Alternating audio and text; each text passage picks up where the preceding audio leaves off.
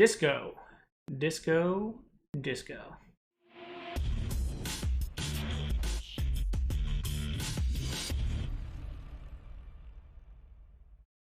What up, viewers? What up? What up? I am continuing my playthrough of Disco Elysium, this month's Friend Zone game, my monthly book club slash review show where we talk about the latest games, and I will be playing Disco for the month of June. So let's hop right in.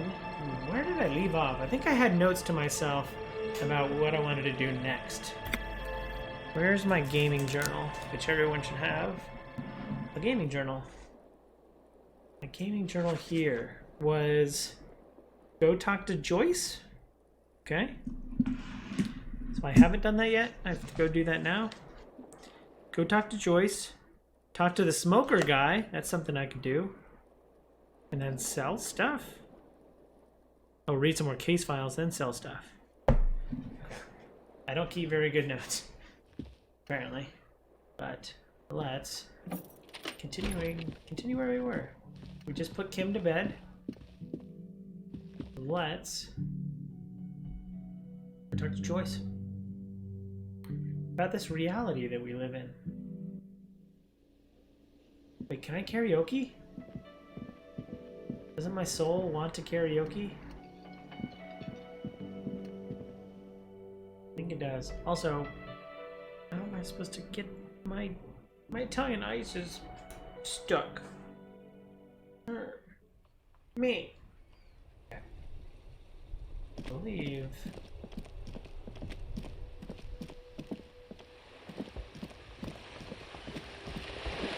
Okay.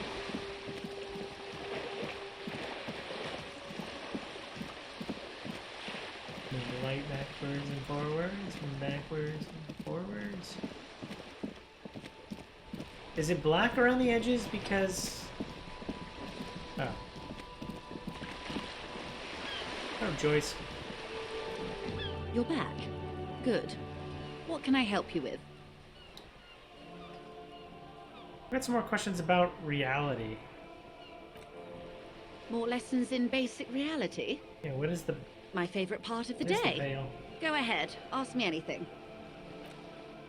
Are you sure you're sure?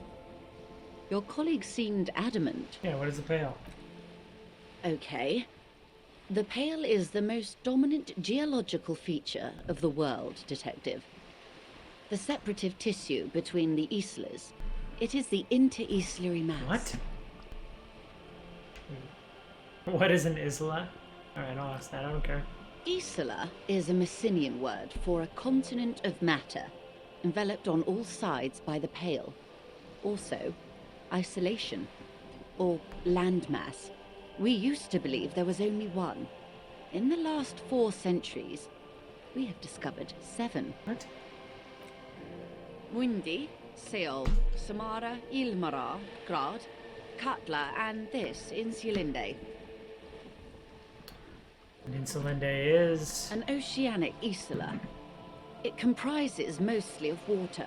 Muindi is the largest, Katla the coldest, Insulinde the bluest. What can I say? Each is perishing and dear. Okay, but what is the Pale like? Achromatic, odorless, featureless. The Pale is the enemy of matter and life.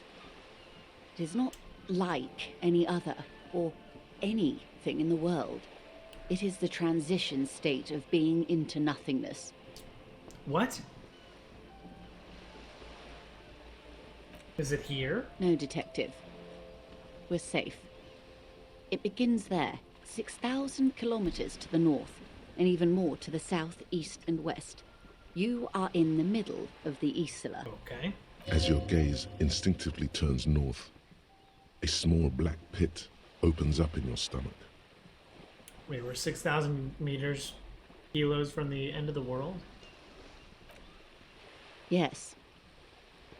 That is enough. Many cities are built much closer. Wow. And there?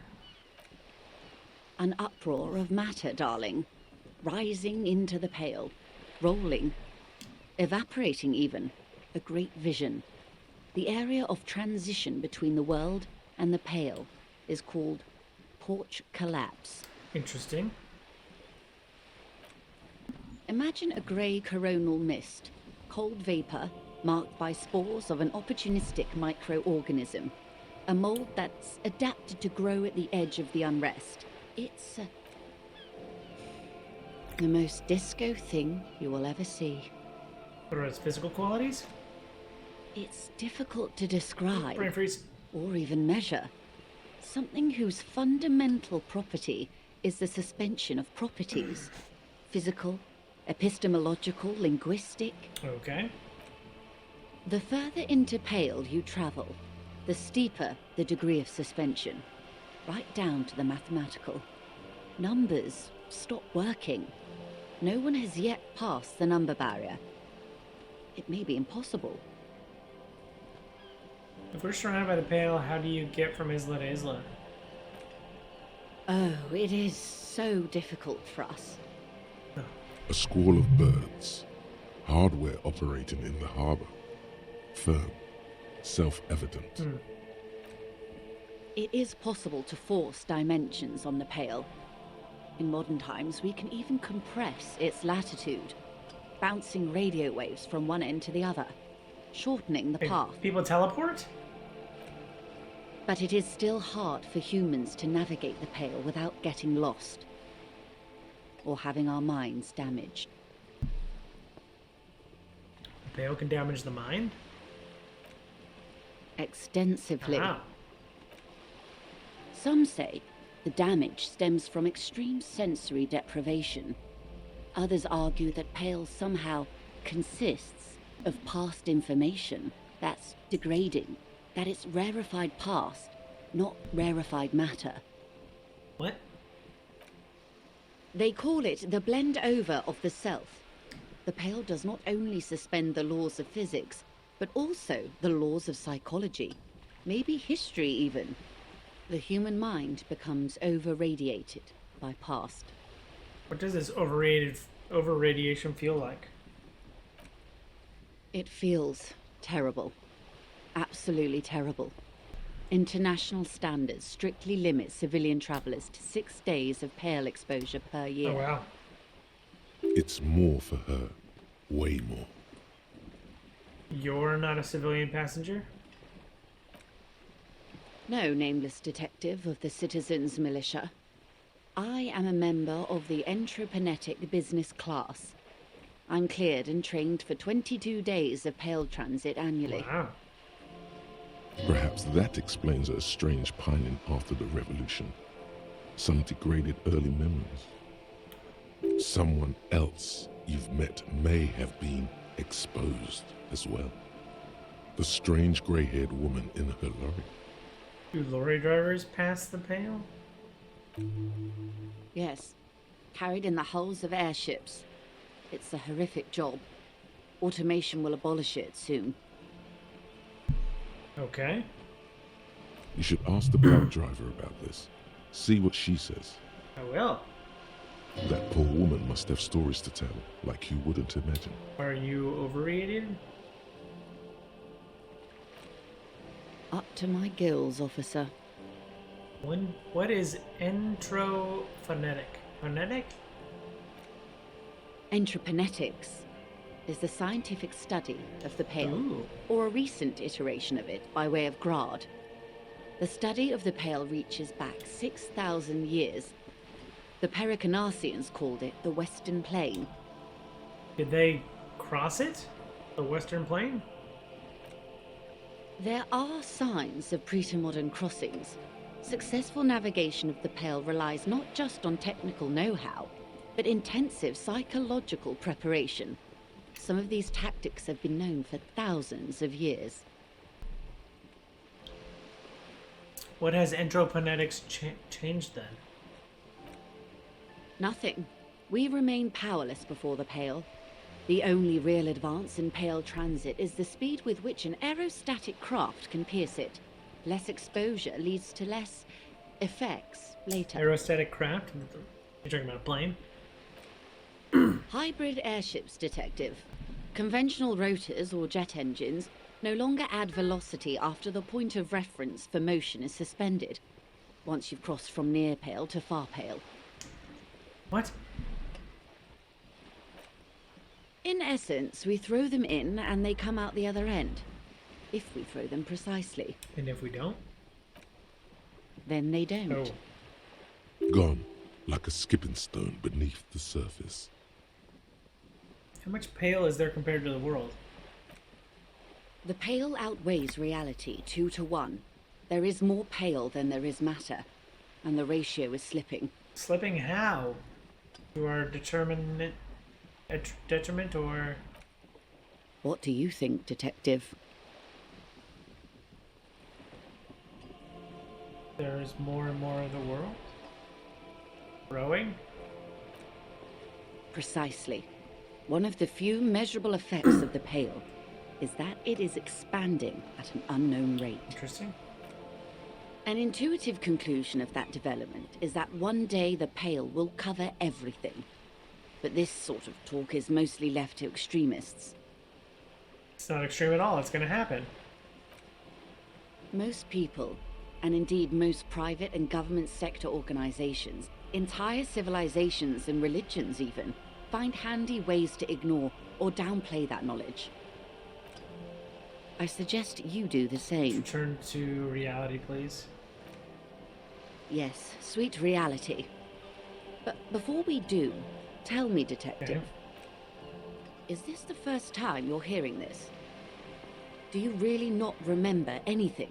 I sometimes sense vague shadows of the past, and it's not good. I'm getting a sense of who I am, but no, I didn't know this. Then tell me, what do you think of the Pale? Terrifying. It will end all life. That we continue to perish, persist at all, is a testament to our faith in one another. Its advance can only be stopped with immediate, total, ruthless communism. A powerful anti-communist force, perhaps too powerful, but still. I'm worried. I have to say, it doesn't sound very liberal to me. I don't know how you've all survived with it. It's a huge accomplishment.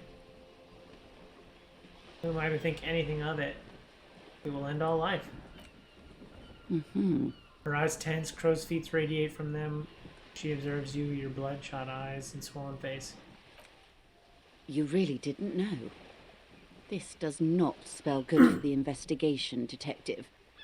If you don't know even this, then... Stops mid-sentence. The one they remember me by? It'll be a fucking disaster, I know it. All these people will die. No. This investigation will be my masterpiece, the one they remember me by, I promise. I hope so. I truly do. If I may suggest, hold on to your colleague, Kitsuragi. I ran a check on him and he is very competent. In the meanwhile... Yeah? Some of that assurance is meant for herself, as much as it's meant for you. She must have a lot on the line here. You have me.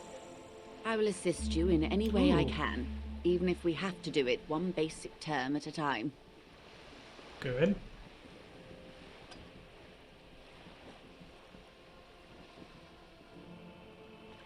That's all for now. Glad to have been of assistance. The little that I know. Anything else? Nope. Alright, what was in my notes? Oh, talk to the smoker? Is the smoker even there? Is it snowing? Also, what did I want to put a skill point in? Put another point in visual calculus. Although, these things seem to, like, give me more bonuses than the other, like, than a single skill point. Right?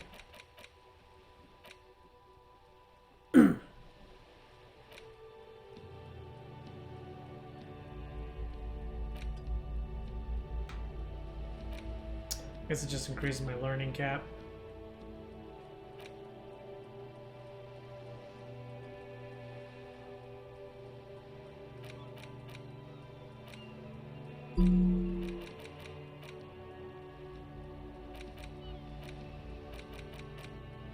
The Jamrock Shuffle? Now that it's clear you like to look inside containers, find open doors, see what's behind them, maybe secrets, maybe more juicy containers. Let's be honest. You like all containers, trash cans, utensil trays, manholes, coat pockets, secret containers left behind by the Philippian king and the hell-forbidden relics. Okay, you haven't come across one of those yet, but one day, wait, is that why you so hell-bent on opening containers? Do you think you'll find the Holy Scepter and the Orbe de Montaigne?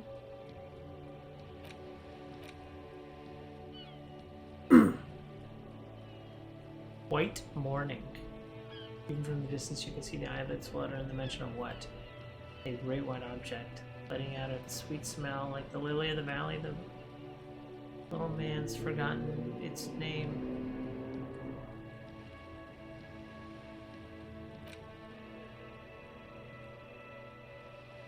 Indirect modes of taxation. Let's see what this is all about.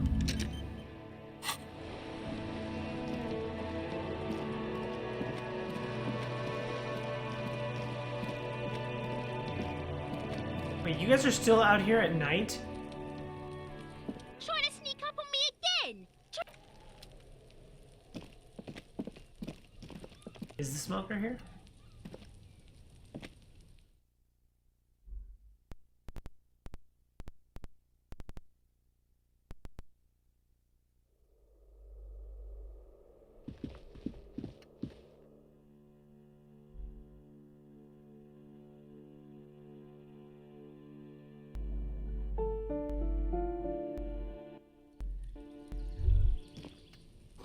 Your distant traffic night is falling on the city. Maroon glow of light pollution rises to the east. The smoker's here.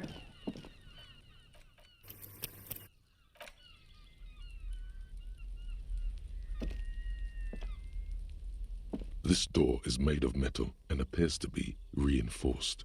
Someone here really values their security. Oh. No one answers. Looks like he isn't home. You should come back tomorrow evening, after 2100. No one answers.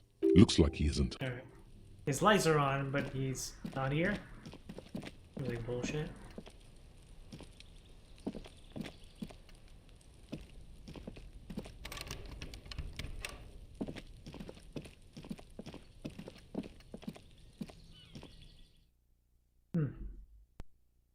Like, lights are definitely on, right?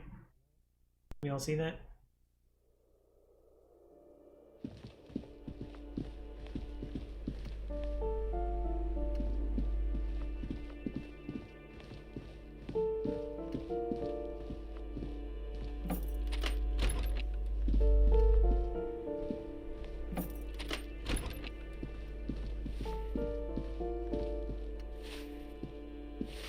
Give me a moment.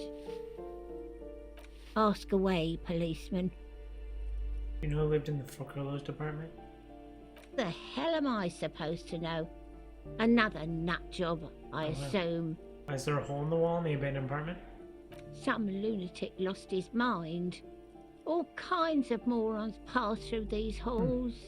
With how small these rooms are, wouldn't you want to break the wall down? That's all, thank you. Oh, no.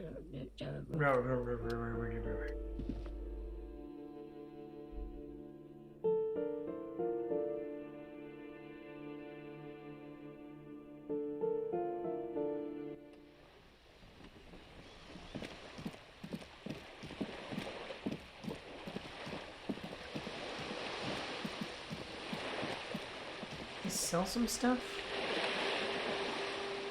Need some more case files?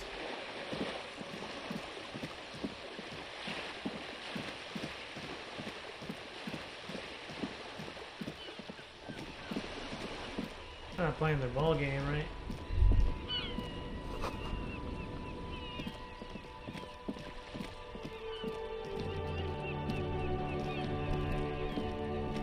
What happens if I sit down? You sit on the wind-worn wooden planks of the bench. Your feet ache. Twiddle your thumbs? The twiddling barely keeps your hands warm against the frigid wind blowing from the coast. After a while, you've had enough. Alright, I'll get up.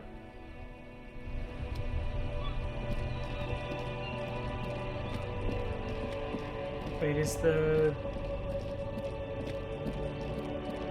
gray-haired lady out?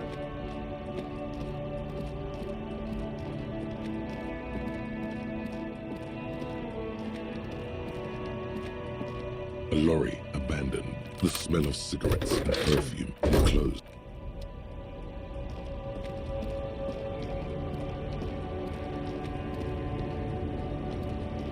Lowman, you caught me at an opportune moment. This awful weather keeps me awake. You can entertain me with your questions. I think I know what's going on with you. And what is that? He sticks a filterless cigarette into the cigarette holder and reaches for the light. You're a pail driver. You transport goods through the pail. Oh, meu Deus. The lawman solved the case. She lights a cigarette. A white cloud of smoke disappears in her mouth. And here I was, thinking you were an idiot. So, are you? An idiot, I I mean. blacked out after a night of heavy drinking and lost all my memory of the world. I'm a detective of the RCM. Don't say I'm an idiot. I blacked out from sheer heartbreak and lost all my memories of the world. Like Gabriel Buenguerro in Segúreme, Paraíso. You're the opposite of me, then. I remember everything, even the things I never knew. Things you never knew? The smell of liquor on Gabriel's lips after the shoot. In the motor park. The roses on the day of Franco Negro's coronation. On the grand stairs of Ryle. The smoke from the Fowling piece when Dolores Day was shot. The look on her face, like an orgasm. The wound in her chest. Ooh. My hand in my father's hand. Except I never had a father, and I never shot her innocent Dolores Day. Isn't that dangerous? Heroic doses, Hervé. Heroic. Isn't that dangerous? Thought insertion, dithering, the Grad Catalan Magistral. It's more than dangerous. It's sad. But at first I had to make a living. Now, when you've seen it all go away like that, rolling off like the sea, and then come back to this. She gestures at the square of the Broken Horse Monument, the clanging of machines in the distance. What are we doing here? For thousands of years, Gabriel. It doesn't have to be like this. We can just give up. We can just become a vapor. What does the pail look like? Like looking into the ocean at night, in the dark. And? You cannot see it, but you know it's there. And it's big, bigger than anything. Bigger than all the other things combined. What does it feel like? Nothing. Until it starts. When you are deep enough. Then, for me, it's like autumn. Dark, gray, and orange. The orange of street lights and the color of streets and electric light. It smells like autumn too. It smells terrible. Nostalgia. Cooped up in the cabin, shaking. Terrible nostalgia. For yourself. For humans. It's too much to bear. She loves it. How do you pass through it? In the belly of an airship, behind the stair windows. So you don't look straight into it. It's not advised to look into it. Not on this lorry, then? No, the same one, a roller. They all are nowadays. Special wheels for connecting to the floor of the hold. Points to the machines clumped up like toys.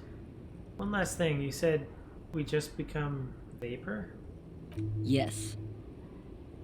I'd rather have what I have than what you have.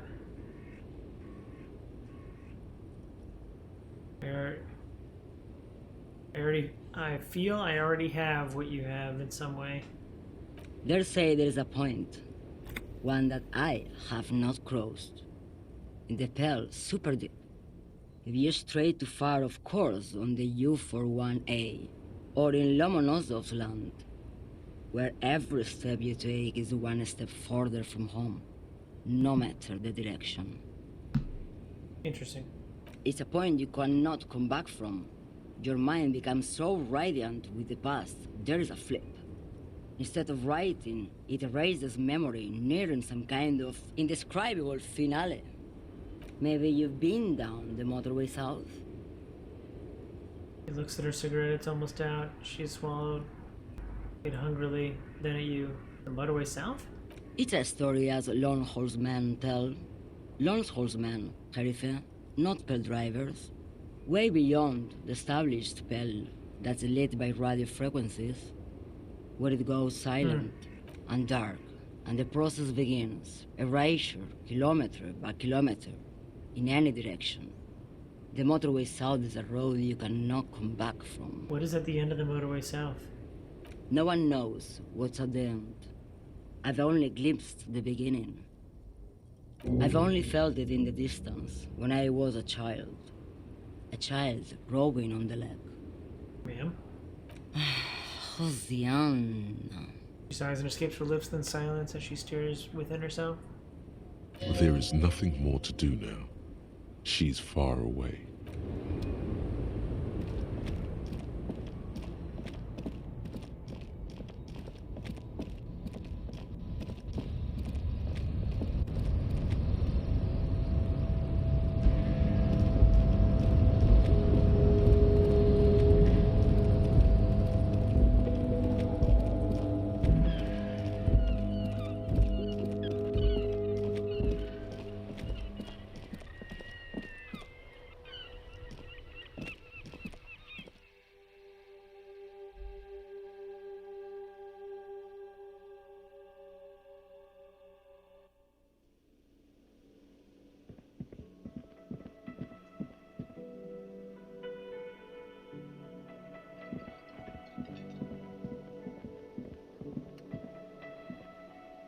Can I help you?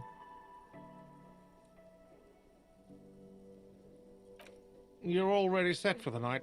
Your door is unlocked.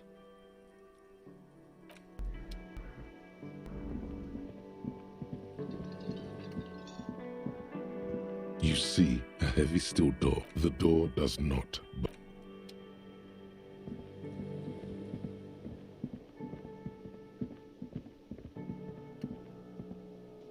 I can't karaoke?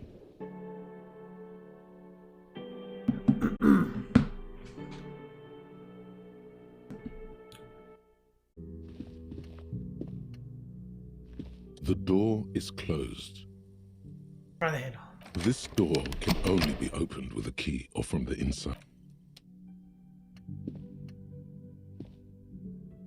The door, still nothing. Interesting. I wonder if she's upstairs. Right? No.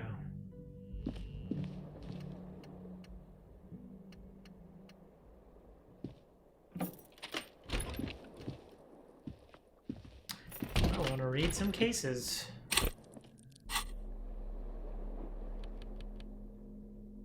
It's the ledger you found in the trash. A cabbage of papers hanging from the board, with the permeables drawer inside.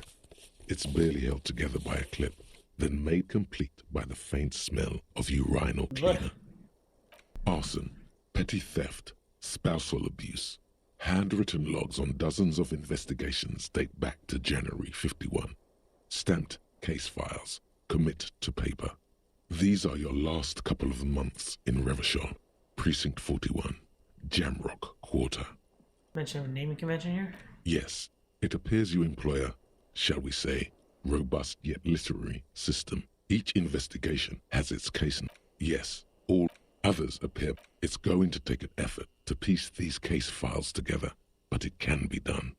Once you're done inspecting them up close. The notebook is annual. You don't exactly close them. So much as distance yourself from. It takes about half an hour to piece one together, using the system you've devised. Which one do you want? Murder at the hookah bar? Murder. Tum tum tum at the hookah parlor. was a case originally assigned to an officer called Joseph Mills, who is now Oh. dead, of circumstances completely unconnected to murder at the hookah parlor. Wait, how?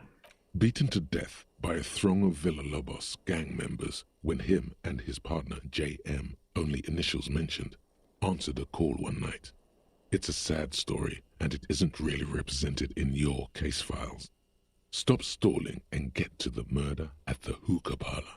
Tell me what to do. Joseph Mills was on this case that he just couldn't solve. Was doing it solo. Said it was a real nutcracker, a real brain twister. Was on it for, like, a month.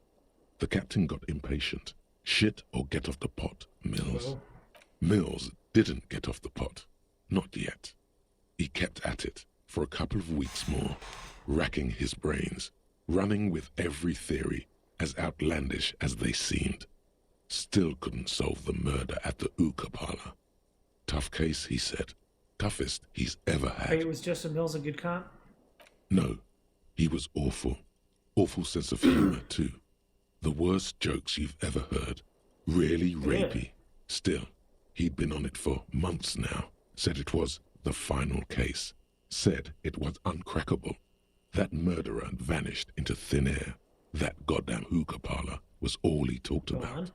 Okay, so the case is handed to you because Mills isn't getting anywhere, and you look into it. Here's the setup. A young man is found dead in a hookah parlor. You know, those places where you go and smoke bubblegum-flavored vapor all day. Can you get high off of it?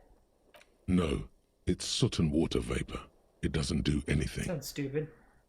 Yeah, so anyway, young man in his 20s found with his skull busted open, right on the floor of the hookah parlor, in the middle of the day. No one else is in there, only client that day. In perfect health, too. Some kind of movie producer. No one enters, no one exits. He's just sucking on his watermelon hookah all morning, all noon, like he usually does. He's a regular. No calls, nothing. Just sucking on the hookah until 15:45. Then bam, he's dead on the floor with his skull busted open, blood everywhere. What happened? How can it be? Poisoned? Mills has no idea. Invisible assassin, movie deal gone sour. Girl at the counter did it. Nothing fits. Eerie. Man just dropped dead. So you go to the parlor. You see cushions around the table. Table's low, heavy, really sharp edge. Sucked hookah, stood up, passed out, hit his head on the table, and died? See? You can't even read the thing without solving it. Yeah, it was that. Turns out hookah does do something. It turns off your brain's oxygen supply, and you don't notice it until you get up to go to the bathroom. Sucked a lot of it. What was he doing there for 6 hours? Smoking hookah. Didn't you hear? I don't know. Trying to come up with a movie script, maybe. Anyway, that was Murder at the Hookah Parlor. Joseph Mills wasn't a good detective, and about 30 minutes has passed piecing it together. Next, Square bullet hole murders. it would be very interesting to read about these, wouldn't it? I mean, there seems to be a square-shaped entry wound in the victim's forehead. She's been sitting there for weeks, on her rocking chair, with a square hole in her skull, staring at the wall, her mouth agape. That's all you got. From the half hour you spent piecing it together, all you know is the entry wound was square-shaped. You never found the bullet. And then another body showed up, also with a square hole in his forehead. Oh. Who knows? Those pages are missing. What next? Don't worry. One day. The next world mural? This one is relatively easy to reconstruct. Overnight on 1202, a graffito, nay, a mural, appears on an 8-story tenement overlooking central Jamrock. The building is a sparsely inhabited ghost tower, part of a failed real estate development called Grand Couronne. The mural is enormous. This gravelly Two voice, silhouettes, a man and a woman, are kissing. The text cut into their form reads, "True love is possible. only in the next world. For new people, it is too late for us. Wreak havoc on the middle class. What? People call it that thing and that fucking thing. It's visible for miles. In 2 days, the station's complaints desk gets clogged with requests to remove the bummer. You and your partner are assigned to the case. The graffito crew is easy to track down. Only the bell lectures have the literage of industrial paint to cover the surface. One of the graffito artists is rumored to be rich. They take responsibility for the execution, but not the design. The ideologue of the next world mural, as the crew calls it, remains an unknown. Did you ever find out who came up with it? The case files do not show you finding the author of the design. The crew agrees to clean up after themselves. However, your partner, JV, is against the removal, citing public support for conservation. This leads to a debate in Precinct 41, which then spreads to the streets of Jamrock, ending in a rare plebiscite organized by you and the rest of Row 3. The 9,000 people subjected to the mural's message, all of Lakeside, Central Jamrock, and Villalobos, plus half of the eminent domain, participate in the vote. Although the case begins with what appears to be a lot of rambling on the streets as to how juvenile and stupid the mural is, given a choice between 2 options. Wrong. A staggering 78% of voters choose to keep it. Turns out the opposition were a loud minority. And that love truly is possible in the next world for new people. And it is too late for us. All that remains is to wreak havoc on the middle class. Middle class are not to be blamed, it's human nature. I like it, but can't we wreak havoc on other nations instead? I must have voted and possibly even lobbied to remove the thing because I don't even believe that rubbish one bit. No one cares what you believe in, man with the smelly toilet ledger. What do you want to tackle next? Or are we done? Not much has changed in the meanwhile. A bunch of sodden papers still sags from the clipboard. Put the ledger away for now. I'm gonna save. See if I can read that note again before bedtime. It's the ledger you found in the without resistance or sound. The 2 panels move against each other. The compartment is now open. Inside, you see 2 ticket stubs and a handmade postcard. Pick up the card again. You stare at the card, willing your hand to move. It refuses. It's too much. Not a game. Close the preambles. It's slightly, ever so slightly, difficult to breathe once you've done so. The drawer is locked. Blue ink drips from the white pages in your hand. Put the ledger away. Sleepy time. The bed is still cold from the broken window, and not too inviting. But it's yours. You've earned it. Wednesday! The bed is still cold from the wind blowing in from the broken window. The mattress creaks as you close your eyes and try your hardest. It's like snowing outside. Asleep. This would be like deadly. Oh god, I'm gonna like see myself. Here we are again, my broken bud. The waves are coming, carrying you away. But you can't go. No, you have to stay. Always half aware of yourself. You're not cooperating, brother How am I man. not cooperating? It's your disgusting body.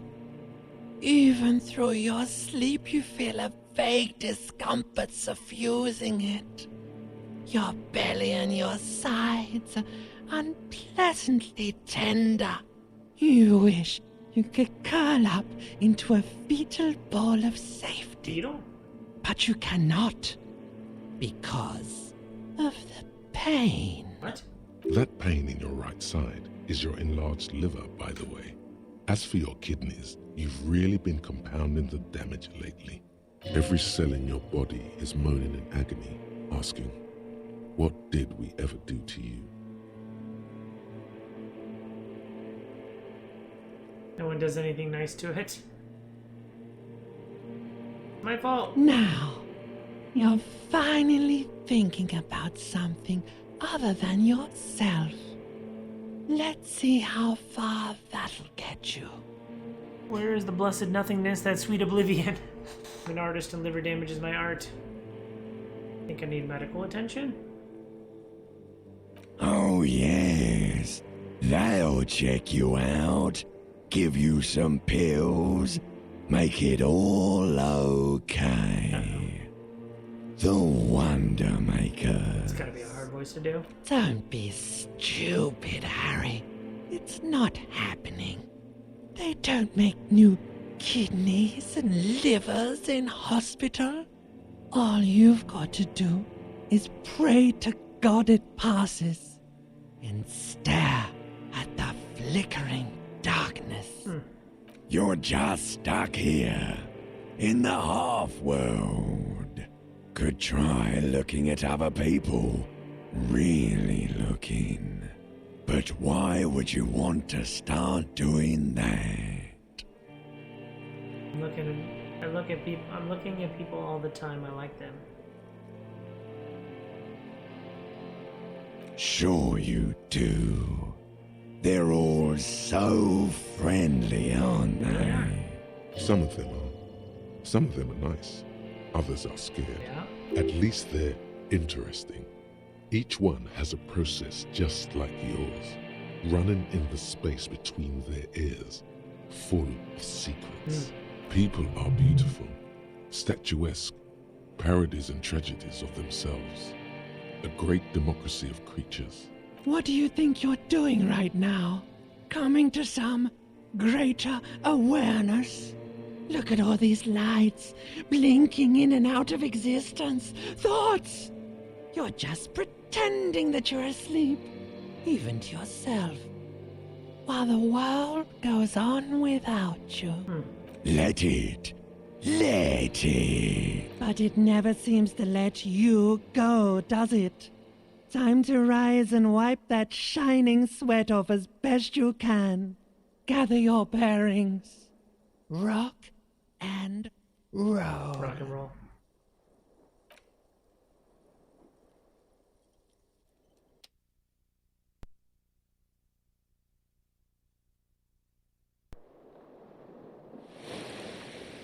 Yield.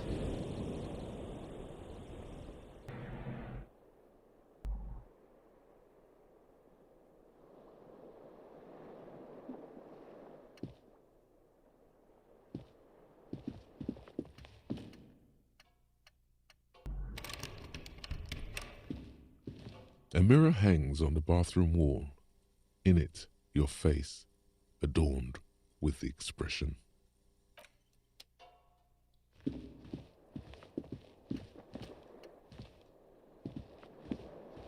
The window stands broken in its frame. Cold wind blows in.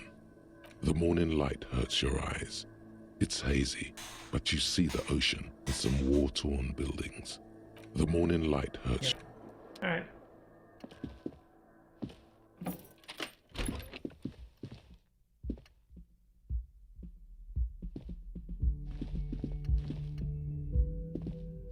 The door, still nothing. Interesting. And she's smoking on the roof, but can't get to her because I didn't hit on her.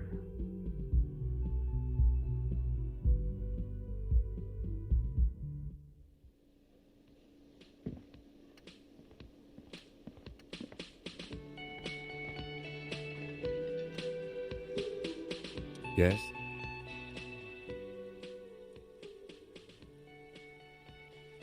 No.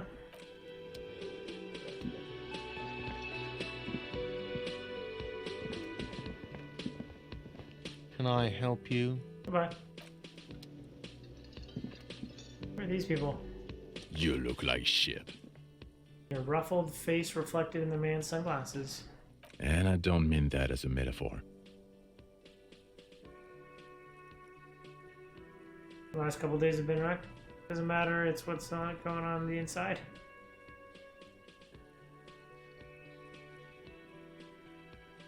I don't look like shit.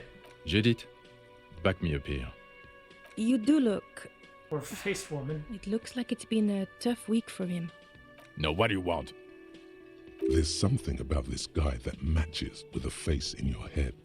A similar but different face. Kim, who is this guy?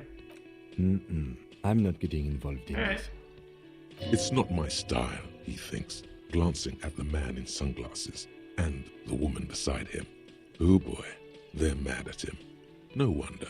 He just doesn't recognize There's them. something strange about this.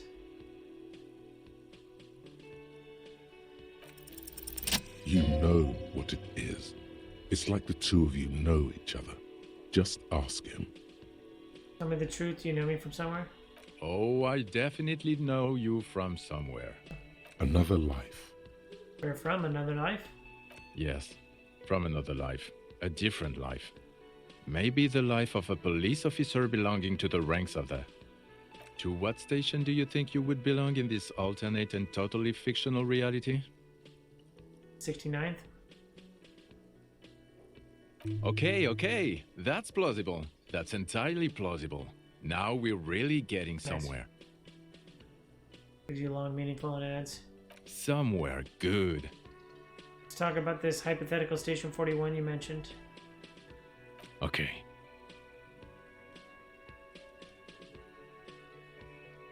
Hypothetical 41, yeah, let's fantasize about that. He blinks aggressively.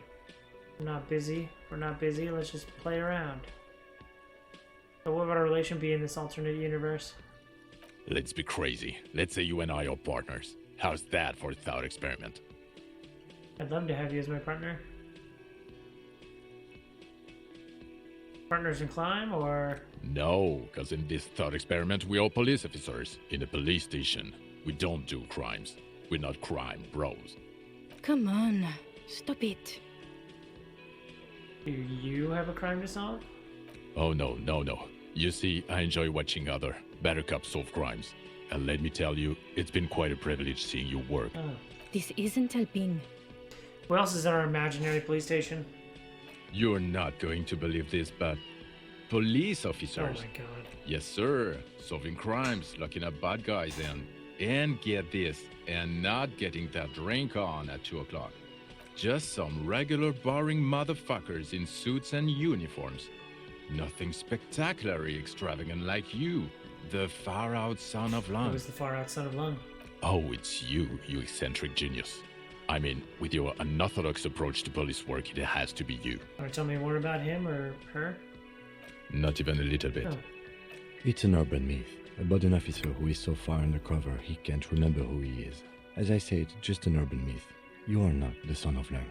He's trying to protect you from further rough handling, dished out by this sunglassed man. And I can't imagine him. Neither can I, partner. Neither can His I. gray eyes suddenly flash above the glass frames. Feel sad. It's a mere second, but it feels like you saw something. A gram of compassion in that Got some sadness. questions for you. I'm a cop. About what? You don't look like a cop. You know what you look like? Like a man, I'm down on his luck. I'm trying really hard here, man. Oh, well, go solve your case then. That would count as trying hard. He didn't answer your question. Now will you answer some questions? No, Why not? 'cause it's not my job. Why don't you go and fucking do yours and solve this damn hanging? If you don't want to answer questions, maybe you want to hear me say things? Actually, I don't want to hear you say things. Come on, Jean. Okay, say things. I want to hear you say things. Hear that? He wants you to say things. Say one. one. Suddenly, out of nowhere, case-related things start popping up in your head. Person who was hanged is still hanging there. I still haven't taken him down. Man is hanged. So, do you know who hanged him? Not yet. Yeah, I can see that. Am I telling you this? I don't know. Why are you? Gives you an odd look. Oh my god, there's more. You want something more? What is it? Okay, why not? Let's I have do a the little- old thing over I have a little again. problem. We're not wasting time. There is no time. I have a little problem. The person who was hanged is still there. I haven't taken him down. You're not shitting me, Millen. I can smell it all the way here. The whole town stinks. We're getting to it. There have been complications. Can you help? I would love to, but I'm busy fucking off and not cramping your style. And that might cramp it, you see? Helping you. Why am I telling you this? I don't know. Oh my god, there's more. Right. Watch out for yourself. That voice, so very familiar. Did you hear it when calling to your station and reporting your badge missing?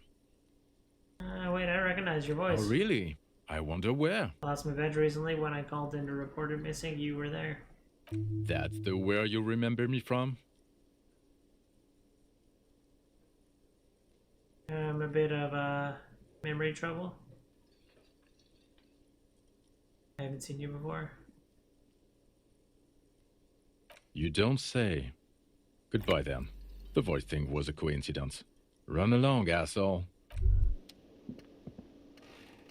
Okay, the man with the sunglasses and his hypothetical Station 41. Weird, right?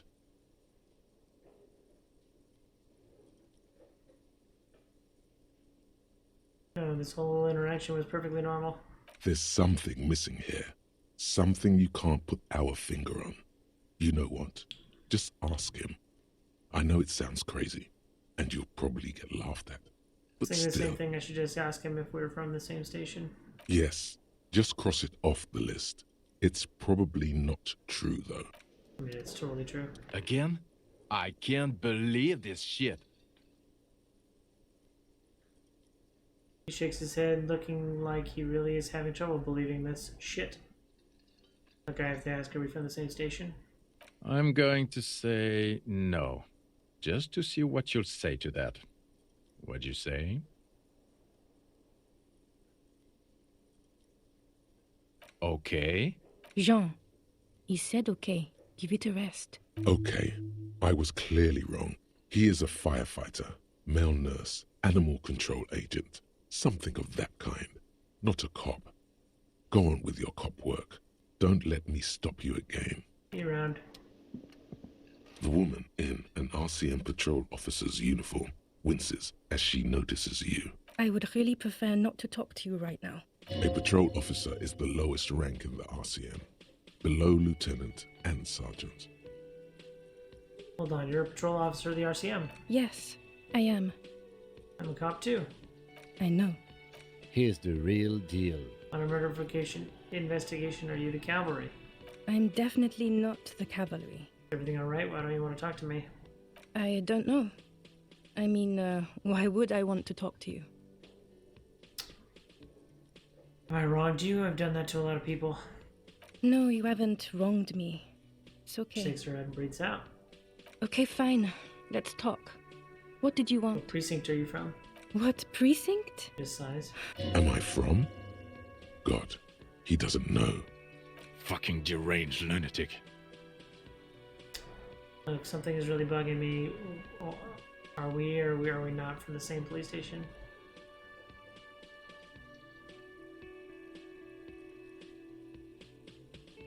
God damn it, you leave her alone. Keep your weird bullshit to yourself and be professional for once, for fuck's sake. Can I actually help you with something? He looks at you apologetically. Yes, of course. Preposterous. I mean, you would remember if they were, right? Who forgets their squad mates? That's not Are possible. you with him? Of course I'm with him. Why do you ask? Seems like a cool guy. Well, he's not. He's a sack of shit barely kept together by crazy glue. But at least he tries, unlike you. Please, let's not turn this into another exchange, okay? Your police rights? Cool, so am I. I don't know what to say. Don't say anything, Judith. What are you, the police, doing here? I'm just looking out for... You? No one. I'm just a man with sunglasses. And you are? A policewoman. Yes, a policewoman who just wants to do her job. That's all. Says quietly and looks away. Something about the man with sunglasses and you. The energy between you two is making her uncomfortable. Alright, goodbye. Again? I can't believe this shit. Okay. Let's be crazy. Let's say you and I are partners. How's that for a thought experiment? Seem like a cool guy. I'd love to have you as my partner. Would you now, or would I be cramping your style? Never mind. Partner.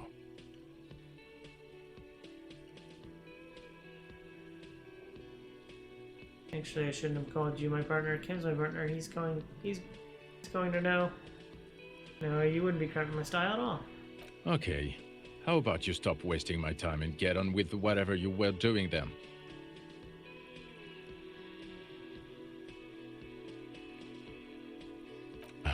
Neither can I, partner.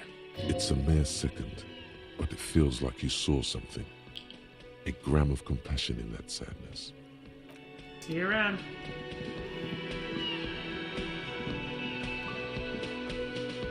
Is the dude sleeping there?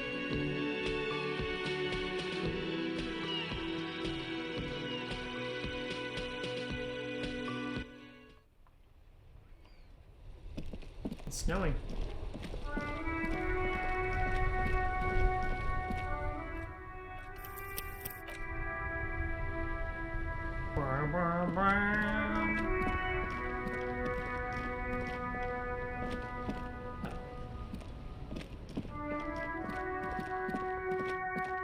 Hello.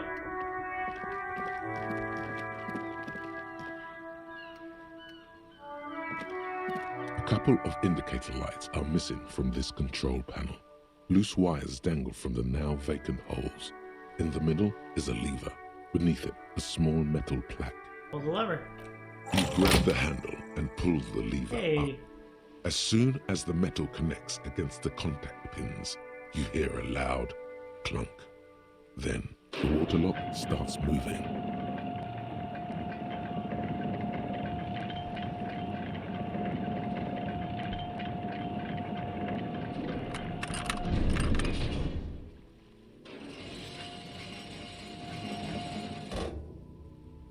Great. All right, we can go to the coast now. Expect rugged terrain and drunks. And if you wanted to forge that document for Evrard, now you can. Great. None of you guys want to talk to me?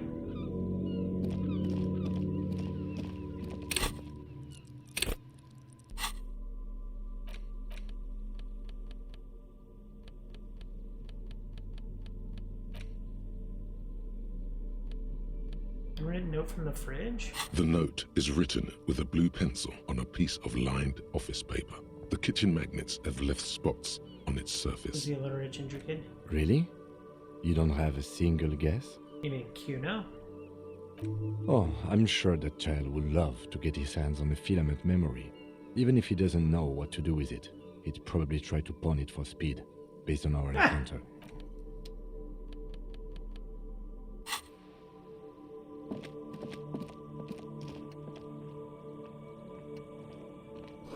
Radio homes to electricity. Money!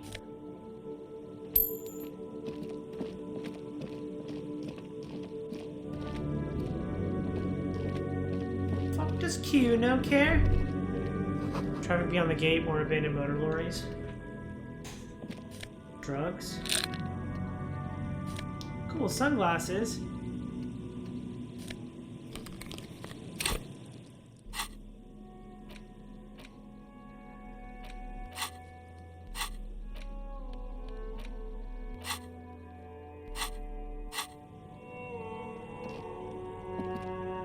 It says no entry. Someone scribbled on an inverted star on it.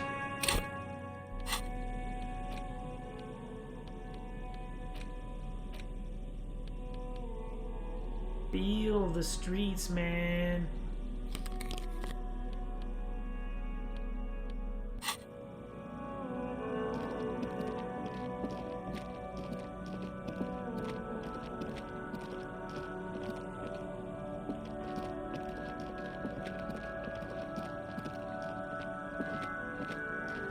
Breaker box, power the radio pylon above you. Maybe there's something inside. Ahead, decade-old concrete defenses. Children play on them now. Hey. Oh, you think I can get that ball back?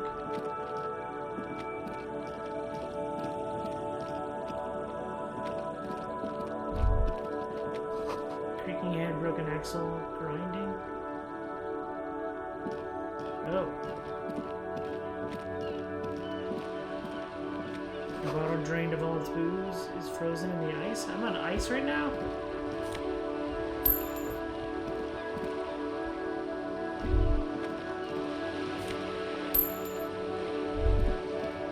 This is it. The scene of the party. The fire pit. Cigarettes and empty bottles all evidence it. Yeah, sure does seem like a lot of folks partied here. Looks like they were here a while, judging from all the bottles. The sunken motor carriage provided them a focal point, like a goose ice sculpture or a chocolate fountain. Hey, Kim, looks like we had a couple party goers here. Looks like it.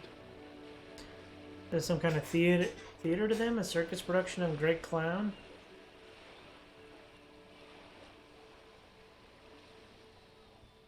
On the ice like this? Probably a public danger. Not as such, no. Let's keep moving, detective. Somehow, he doesn't want to dwell on it. Shows up like a crowd crackles and shifts. A banged-up motor carriage lies half-submerged in the icy water, slowly sinking into the Elysium Ocean. Only the cabin top, rear wheels, and the engine remain visible. It must be cold and lonely down there, in the icy water. Remember the tire tracks in Martinez? This is where they were leading. This is where all the tracks were leading to? It appears to be so. Let's investigate. I agree. We should definitely investigate. Great. You get a sudden sinking feeling. Stomach acid comes up as you look at the motor carriage in the deep, dark, cold water. Why the doom and gloom? It's just a sunken motor carriage. Some motor carriages are bound to end up in the sea. What does this make of this MC? Can you see a logo? The logo is too deep in the murky water. You can't make it out, but you do see a monkfish float by. How long has it been here? The ice hasn't closed around the vehicle yet. My guess is it's been here since last Saturday or Sunday. The estimate is correct. The incident probably occurred on Sunday evening. Turn your hand over the gold medal. The motor carriage is properly stuck in the ice. Getting it out would require a team of specialists. Well, looks like Jacob Ear's journey came to an abrupt end. Your mocking tone finds no response, but the motion of the waves. Yet another case of engine displacement triumphed over driver's IQ. Crazy recklessness. Yes. Crazy recklessness. I'd say it has been here since last Saturday or Sunday. What should we do? Let's wait for the low tide and see what's inside. How long will it take low tide to come in? I don't know. An hour or two, tops? Sit on and swing and wait for the tide to recede. I feel like I could have done anything else for 2 hours. As you sit down in the old, rusty playground, the world around you becomes very silent. The hinges creak under your weight, dangerously so. Nothing but the sound of seagulls high above in the sky, echoing like distant laughter. Ice cracks around the blue motor carriage in the sea. Whistle? Spit flies from your mouth to your moustache, your chest, the ground before you. No sound though. Raining heavily here, Chief. Mind keeping it down a bit? The lieutenant must think it's rather funny. He smiles and quickly turns away.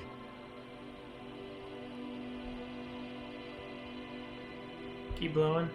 That's right. Just keep at it. It will come to you. He's gloating at you. Oh, it's so easy for Mr. Teacher. With his lips puckered, the lieutenant lets out a beautiful melodic trill that puts even the Icelandic thrush to shame.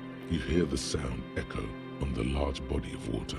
Clouds race across the spring sky, and suddenly you just feel better about everything. The clouds pass in the sky, Kim's and a the good shadow guy. of the swing moves like the hour hand on a timepiece. 30 minutes have passed. Looks like this might take a while. Time to present a good topic for discussion.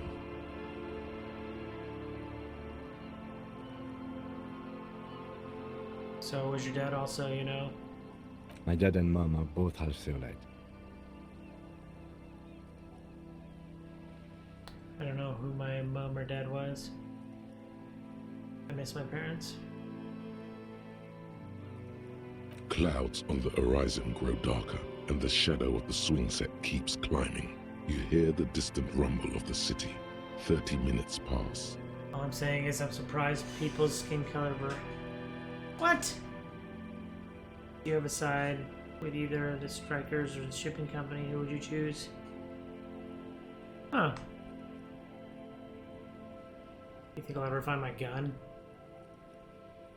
Luckily, I am already a member of an independent organization, and therefore do not have to choose between a rock and a hard place. Yeah, but if someone put a gun to your head...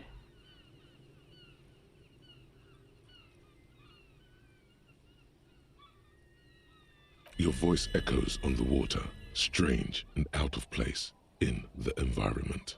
30 more minutes pass. A number on the side? You make it the mark now? Detective, I've been able to make out the mark ever since we arrived.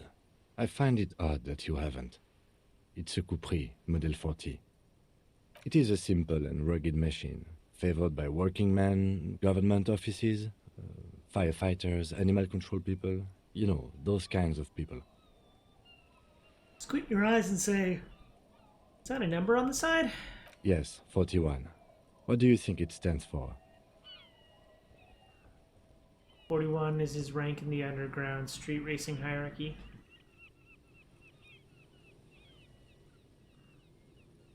You're getting a horrible headache.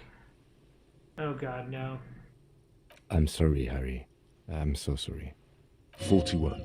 Precinct 41. A massive pit opens up in your stomach, and the most terrible feeling comes over you. No. Just nope. Say no to this, Harry. No. Yes, your car is in the sea. Face it, so we can start dealing with this. Oh my god, I drove my car into the sea. I'm afraid so, yes. It looks like you drove your police motor carriage into the sea after you jumped across a canal. Can I fix it?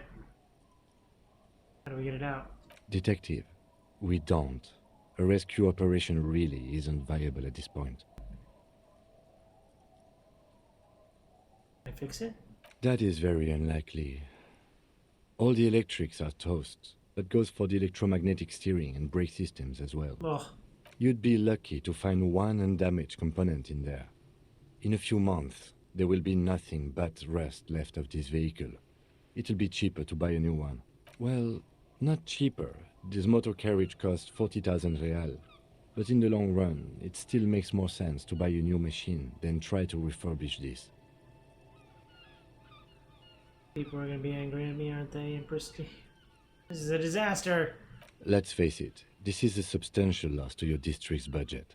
I mean, my station only has 4 other vehicles in addition to my kinema. They're not gonna take me back after this, are they? People are more valuable than machines. Training a police officer is even more costly. A badge, the gun, now this? The lieutenant adjusts his glasses and doesn't say anything. There is also a 4th thing you've lost. 4th thing? More precious than the gun, the badge, and the motor carriage combined. Lost forever into the deepest of seas. Things were going so well, we were just talking about our mums. We can still do that. Besides, the night is always darkest before the dawn. So it's just gonna be there like that? I'm afraid it will have to be there like that for many years. Look at it. Parts of it might be salvageable, but overall, this machine is a write-off. At least I can see what's in there now.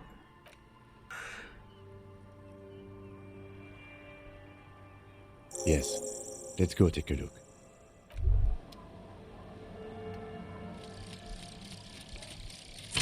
Oh.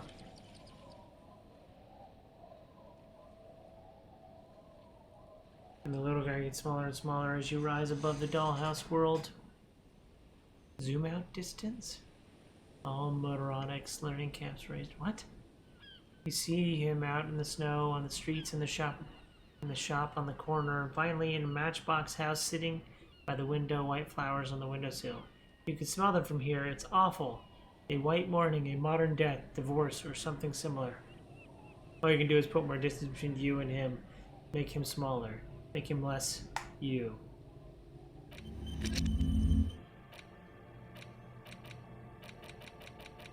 Motorway south?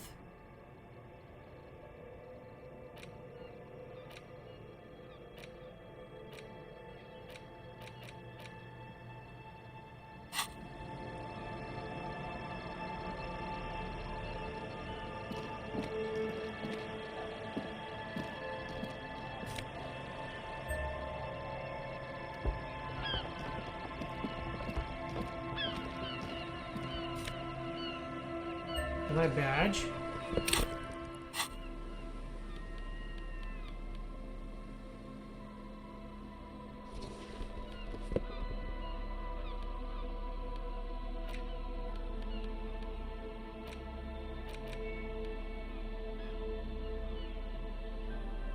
Thick blue acrylic covering thin flare. A police badge on which you see the photo of a man. You. Some seaweed is stuck to the back. At least something good came out of all this. Study the badge.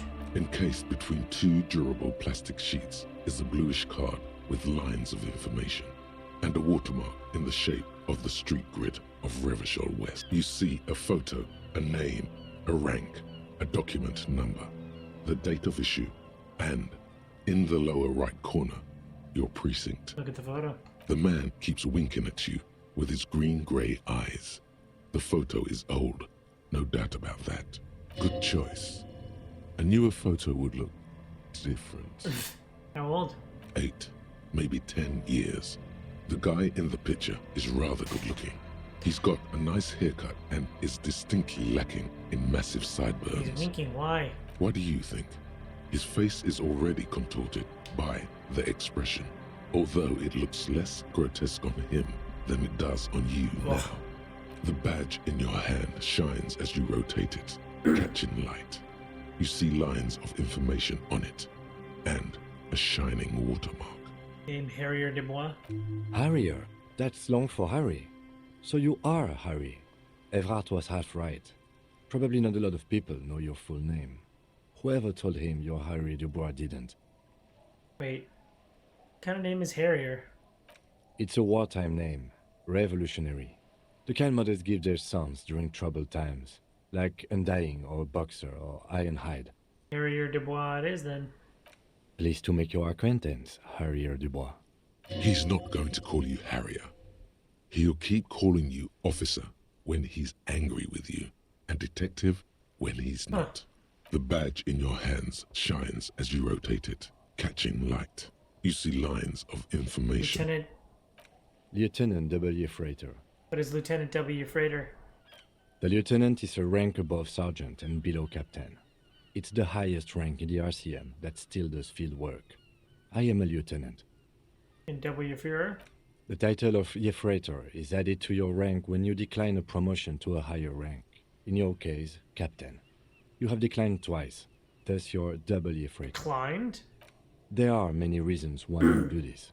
The rank above you in your precinct's décomptage might be taken, or sometimes promoted officers do not want to replace their superiors out of respect.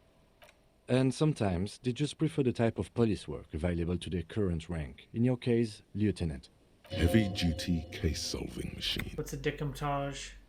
Décomptage is the hierarchical system employed by the Revachol citizens' militia. It means counting down to twos. The countdown is modeled after the dual leadership system employed by the left during the revolution, which, in turn, was developed by last-century experimental psychologists in the University of Königsstein. The lowest rank is junior officer, usually teenagers. Then there are the patrol officers, then sergeants, lieutenants, and then a captain. That's basically it, except for a few kings. Kings like satellite officers and the additional freighter rank I already explained. The long and short of it is, you're his superior. Wait, satellite officer? You are given the title of satellite officer if your partner is quickly promoted through the ranks and you rise with him. You don't seem to be a satellite. You're putting up with all my bullshit because I'm your superior?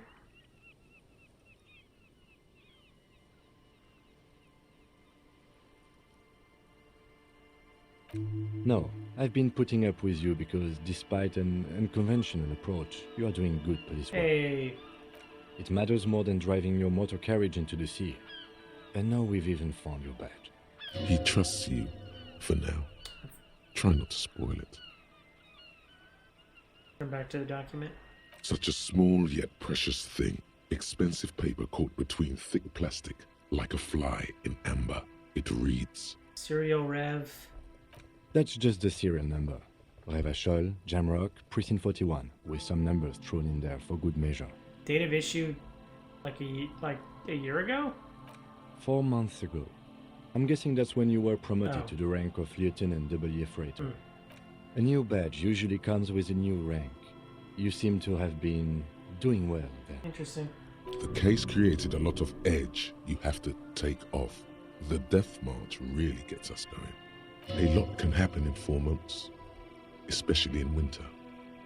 The winters are never easy on you.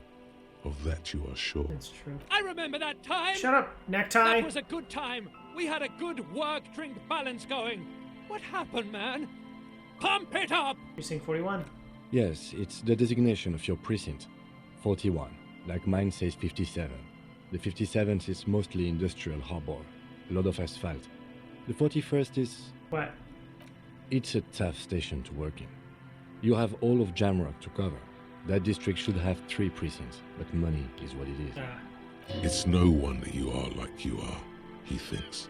But then again, it's a legendary district, and a hell of a station too.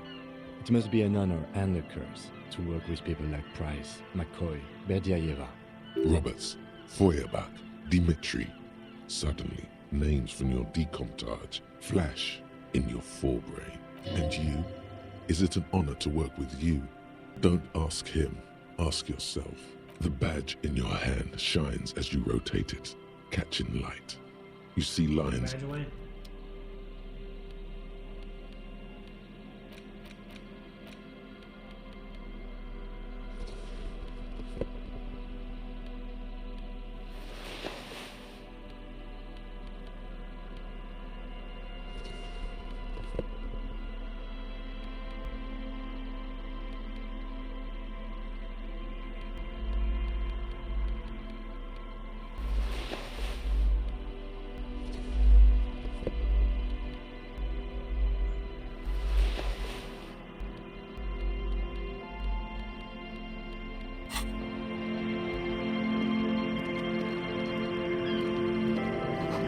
Snow to get away from the accident.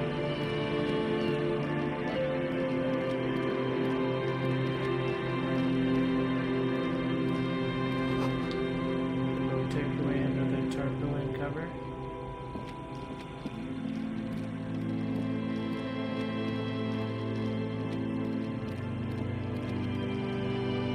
Broke down the fence and the barbed wire.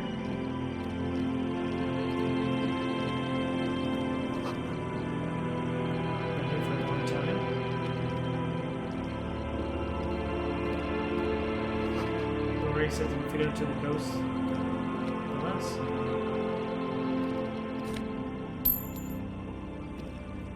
It's in the game, it's been a while.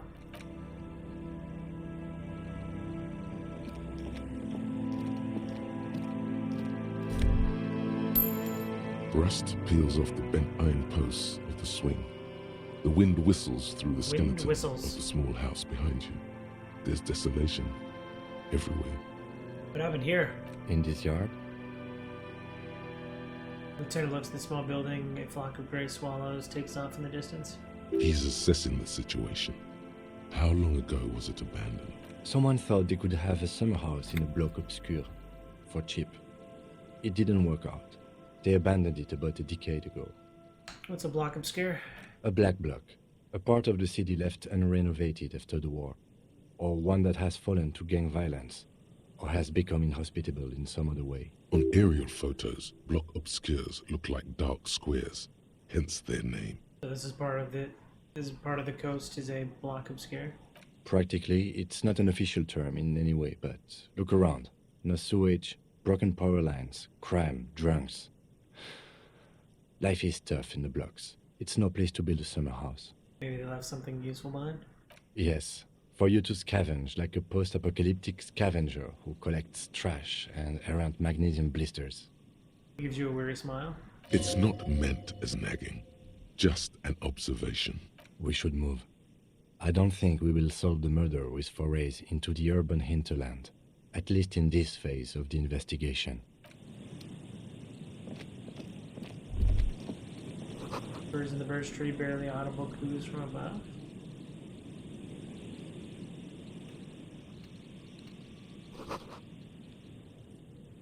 Another music collection? Hey, isn't that the tape I want?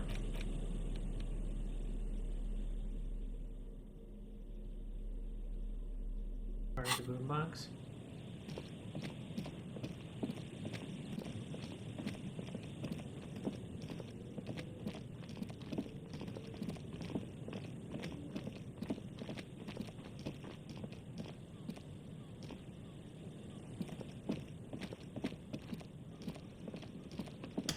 Always seeing what can be scavenged. Also, I am a scavenger bird, apparently.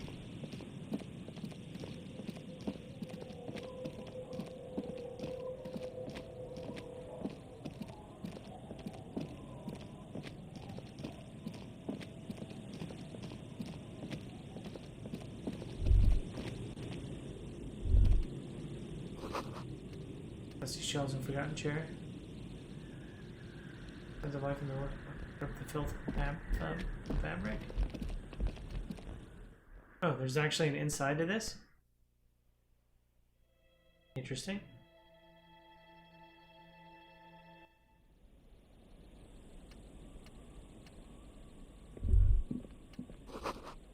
Dim light of the room. Cold breeze is enough to make the wall planks creak. A bow tie?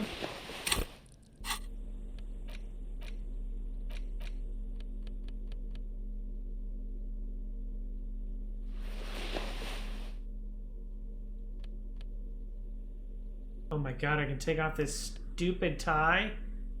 Thankfully.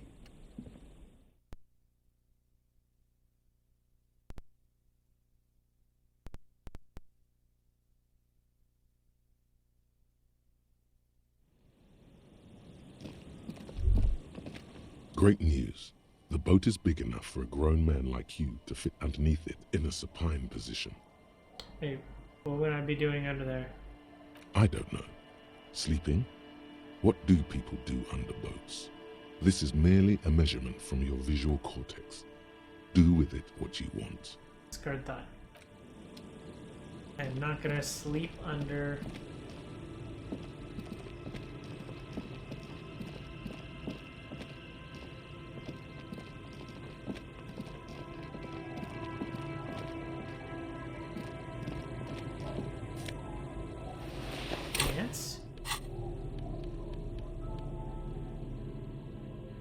Kingdom of Conscience Moralist pants? What does that even mean? These are some wonderfully regular pants.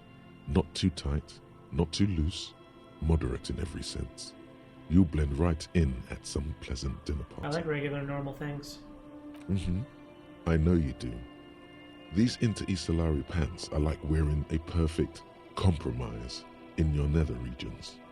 No one will call the moral intern on you like this, that's for sure.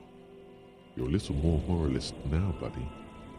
A little more normal, even if you didn't want to be. Makes sense? This is what wearing boring office trousers does to you. Dust-covered linens, dried tulips in the bed.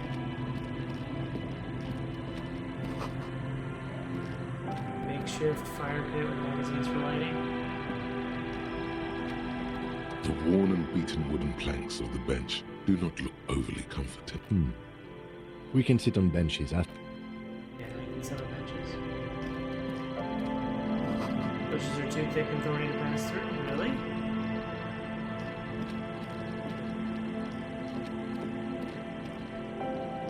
Elysium. Travel unlocked. Fisherman's shack. Wedding stone, well-worn and rust, covered in rust.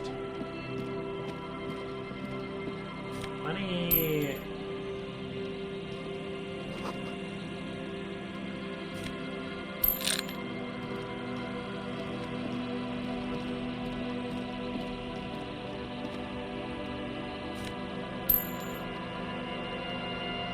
Here. Can see the house from this angle.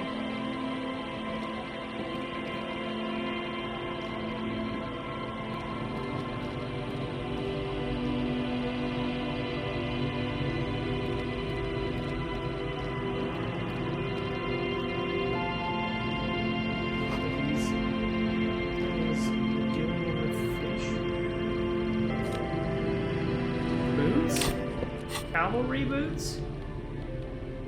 It's one perception? Oh, it's supposed to.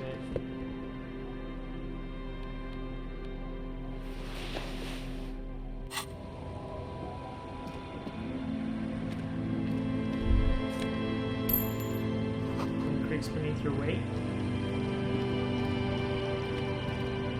That leads to school of fish swimming.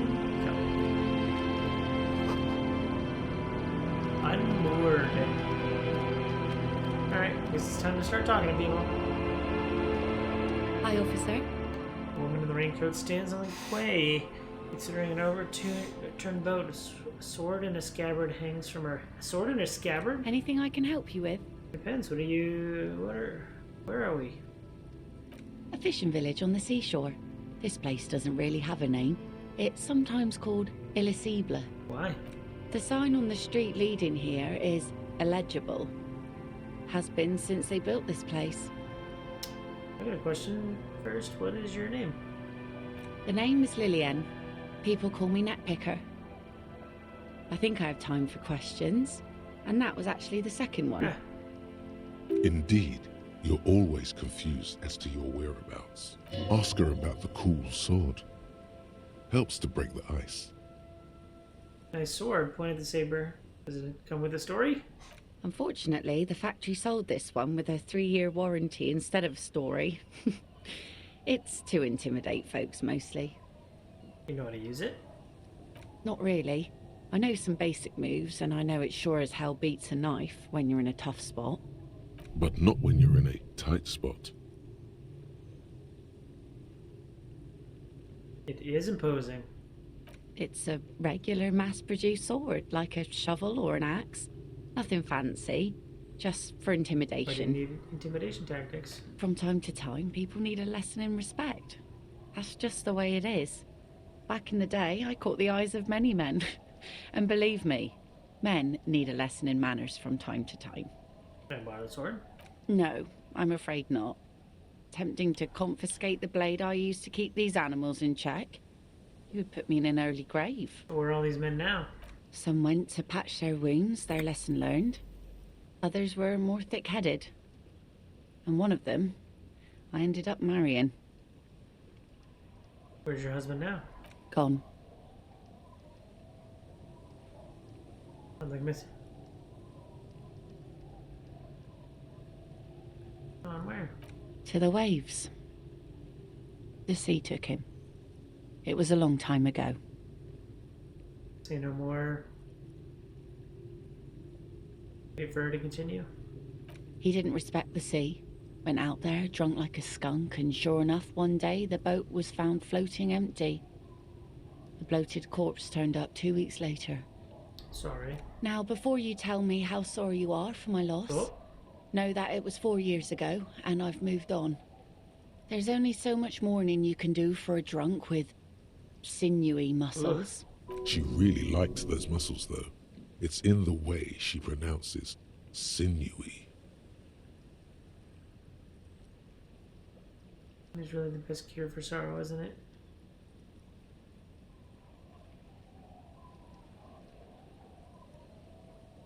Us working folk don't have the luxury to be bedsick with melancholy. I buried him, mourned for an appropriate amount of time, and went on. Life didn't really change that much for me and the kids. Glances at the village where two little kids are playing like rocks. This is neither a touchy nor a very interesting topic for her. She looks like she's ready to go on a date with another, better, drunk. Ask her. Both of you could need some No good action. spot yet. Kim's presence makes it awkward. What do you do around here? Like I said, fish mostly. Sail the waves, take care of the kids, pick nets. Right now I'm tarring a little skiff. What else? I sell the fish to people in the Delta to serve at their fancy restaurants. Authentic insular Indian cuisine. Enough to make a living? Sometimes I also walk to the beach to see what the sea has given up. The sea is full of surprises. This is what is called a conversation. You don't have to be guarded right now. Interesting. What have you found? Wood, pieces of glass. Every once in a while we see dead bodies. Human, animal, fish, other odd sea creatures. A mine washed ashore once. A what? Bottles, drugs also. Lost cargo in general. Most of the time it's just wood and glass. All right. Major choice moment. You only get to ask one thing. It would be weird to say them all. Choose wisely. Major Narc.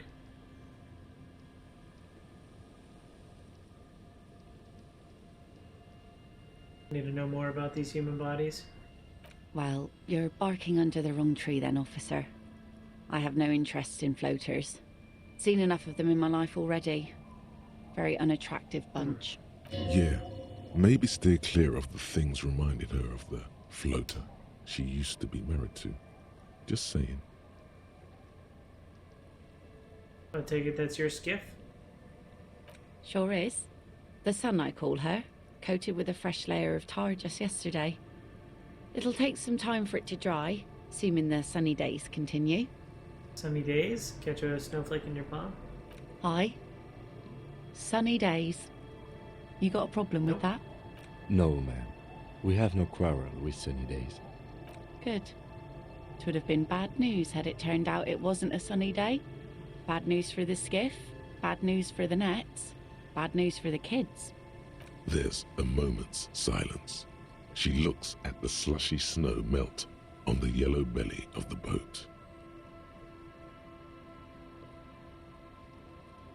In time, when the sea turns and the winds settle, she will be ready. My prediction, it will be at least 2 days.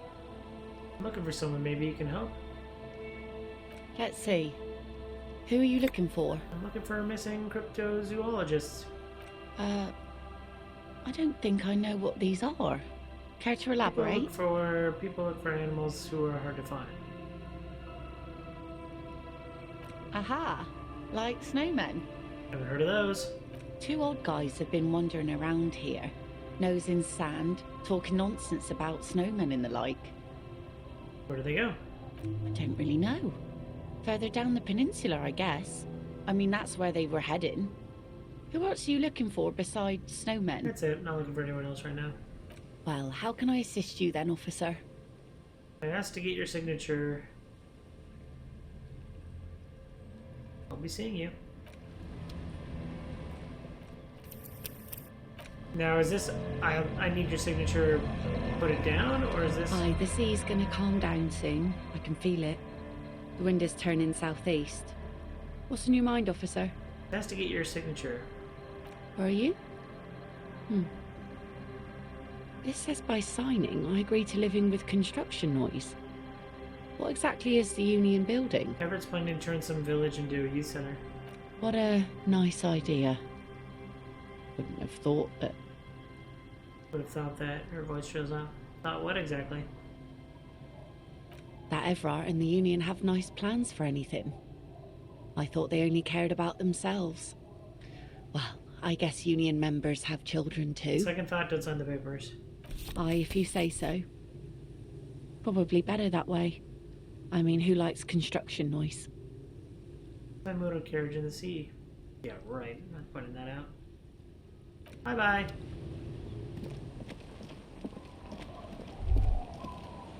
Did you hear a cozy sound of some kind of heater sputtering?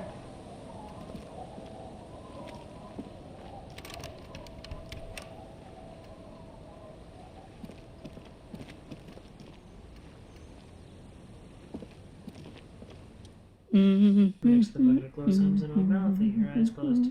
You're not sure about the melody, but it might be South Samaran, possibly Sigayan, also known as the apricot suzerainty.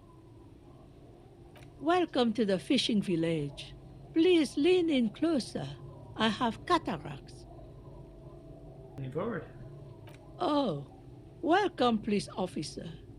We don't cause any trouble around here. And we don't want any trouble either. Good. We are not here to cause any trouble, madame. What he said, we're cops, we don't cause trouble, we take care of trouble. But click bang bang. Yeah, right. Oh, of course. Last time we saw you around here was 12 years ago. You also came to take care of trouble then. Wish you did. But still, in Martinez, you're considered an ill Wait, omen. I've been here before? No, not you personally. Oh, yeah. I meant the RCM. Some of the men got into a fight. One of them killed another. Locked himself in that woodshed over there. Building behind her. He was brooding, needed some help opening the door. You got it open for him and took him to think about what he'd done in a more secluded place. Somewhere more quiet. Jail. She says it as if he was on some kind of spiritual retreat. What kind of Vilma Omen are we talking about? Oh, the usual. Dark tidings. Black hound. That's you, all right. A black hound licking your own heels. I am an ill omen, alright. I'm considered an ill omen, why hasn't anyone told me that? Maybe they are afraid. Why? Because you're an ill Yes, omen. But you're still welcome here. As long as men with guns aren't chasing you. And maybe even then. Because that's the kind of fishing village we've built. Right. I'm sorry there's not a lot of room to park the motor carriage. And not a lot of houses. Or a lot of people. My kids are long gone. Searching for treasure. So are others. Ah, look at me ramble on. What brings you to us? Where could someone stay around here? Stay? Most people here are trying to leave.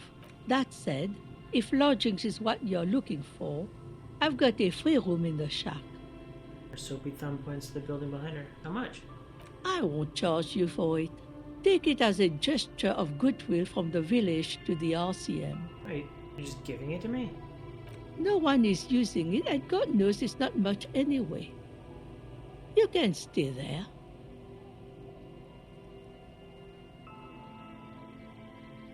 Okay, I'll take it. Don't make an old woman regret opening her house to the police. He appears under her apron. She hands it to you. Well, if you are not in the hostel in the morning, I'll know where to find you. Here, in a shack. He's a little relieved you're no longer in that room. Should he? This environment encourages one thing, and one thing only. Drinking. What is in the fishing village? Just us. It's barely a village anymore. We almost don't exist. What do you mean? This is pretty much a non-place. A gap. A blank spot on the map. Just a cluster of nameless shacks on a nameless street. There's gotta be something here, tell me. Over there, you can find more of the same. Shacks and trees growing wild. That's the pox. What's the pox? An old military hospital and its surroundings. Or it used to be, during the time of the suzerain. After the war, it was turned into a goodwill hospital for shell-shock veterans and folks looking for some quiet in the old sanatorium gardens. Now the area is crisscrossed with nameless streets and makeshift cinder block houses. Shacks as far as the eye can see. The goodwill ran out. The staff left and the place was shut down. It's long gone by now. Who else lives in this village? Well, there's Lillian and her kids. A few new folks live in the house to the east. Okay. But they are away right now. They're away right now? And then there's the drunks. Not a pretty sight, but there's little we can do about it. Home is home, even for I met them. Lillian already. Lillian is tough. Tougher than the men here, at least. If it wasn't for her and the kids, this place wouldn't have a spark of life left. I haven't seen any drunks yet, though. Sooner or later, you'll see for yourself. Don't have to look long to find these guys. Is there a way to make a little money around here? Here, for you, no officer. The only money we have here is some coins the drunks tried hiding from their women and then forgot about. Under carts, boats, in little boxes. It's not hard to find. There's another topic I'd like to address. She nods, rinsing another piece of It's cloth. further down the coast. Not much. There's the abandoned church, the Dolorian Church of Humanity. It's been there since before my time, even. Why is it abandoned? Some things just don't fly, officer. Look around. Who'd go to church here? They built it 300 years ago. Must have been nicer then. So, they don't hold services there anymore? The Ecclesiastes? No, we've tried, but things just keep happening. Crime, accidents, other things. The place never stays open. It's a pity. It used to be such a nice church. She's not telling you all she knows. Keep her talking. Good feeling you're leaving stuff out. What else is going on? Well, there's that music. Music from across the sea. It started a few days ago, and now it's blasting, even through the night. All right. And now, suspicious-looking people are sneaking around the church. I don't like that. Interesting. You could look into this ruckus if you have the time. What else is down on the coast? Before you get to the church, there's some ruins, an apartment complex, or some kind of electrical plant. Run-down bunch of houses, empty. What is it then? Apartments or electrical plant? I don't know exactly. A pre-war place. It used to be something. Before the war. I wasn't here then, you know. Was born in Samara. Anything else of note? Of note? The old fish market up on the boardwalk. But it's closed. We want to come to a fish market here. No one. That's why it's closed.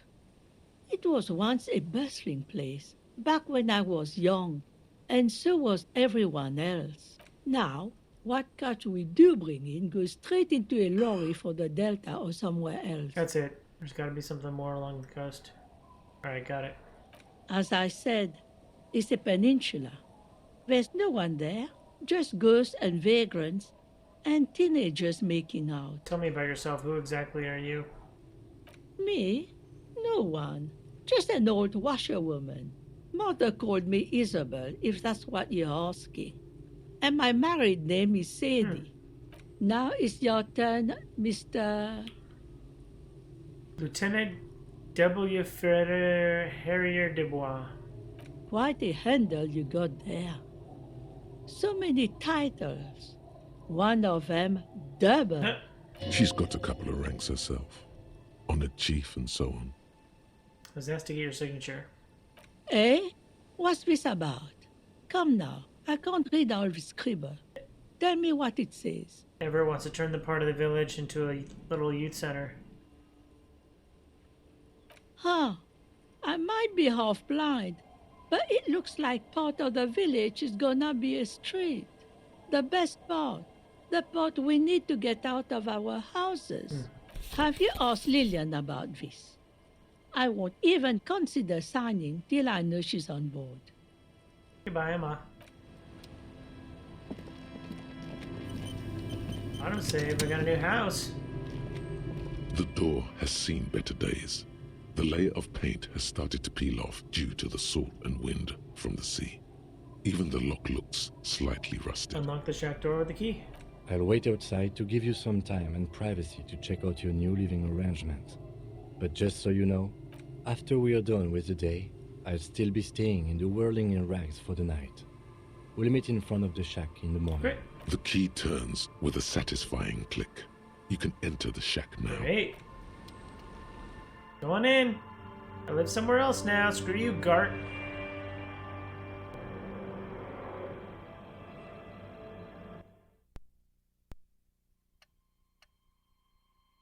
The expression. An old mirror hangs on the wall. You see the reflection of your face in it, adorned with Is the sea church. Or creaks under your step. Old science fiction magazine, books about bird watching, the Almanac 39. His intricate heat engine hums quietly, giving out a pleasant warmth. On the table, you see a bowl of water, a rough soap, and next to it, a small hand mirror. A straight razor soaks inside the wash basin. Is shaving the right call? The water reflects back a vague image of your face. Nose bulbous and red, hair unkempt, wrinkles lining the eyes and forehead. The stash is gigantic. A fresh start looms ahead. Clean yourself up and be born anew. Hand-eye coordination?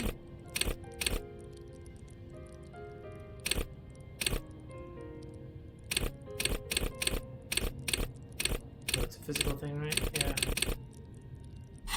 You got some clothes for hand-eye coordination, right?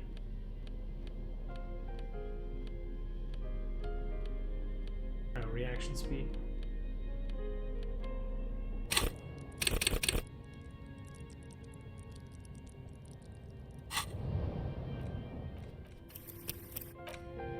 Second home. On the table, you see a bowl of water, a rough like an artist with a brush or a master swordsman. You use the small mirror and the straight razor with some soap to remove all that unkempt hair from below the nose line. All right. The sharp blade chafes against your skin, producing a scratching sound. The surface underneath the beard feels tender, the air brushing against it chilly. Feel your clean-shaved cheeks? They feel so smooth, surprisingly so. A feeling of freshness overcomes you, as if you just came from a cold bath. Was shaving the right call? The water reflects back a vague image of your clean-shaven face. Despite the bulbous nose, unkempt hair, and persistent swelling, you look a little younger, maybe. You almost look like a professional. The beardless nature of your cheeks makes the expression seem even more like a terrifying grimace. An old mirror hangs on the wall. You see your reflection in it. The expression fixed to your clean-shaven face. You're still not accustomed to it.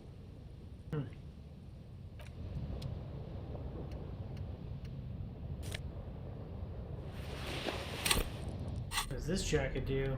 Oh, logic.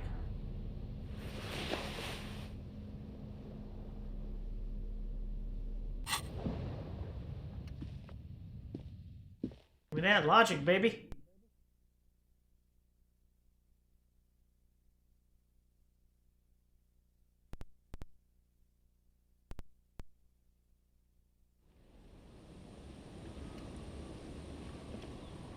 Yes? So? Shaved. Yes. I don't know what to say. Perhaps, What is it? You can tell me, Kim. I'm not really sure about this turn of events. I think the mutton chops might have been a better idea. They sort of seem to cover up some of Oh, the... no. Either way, good on you. You were saying? Goodbye.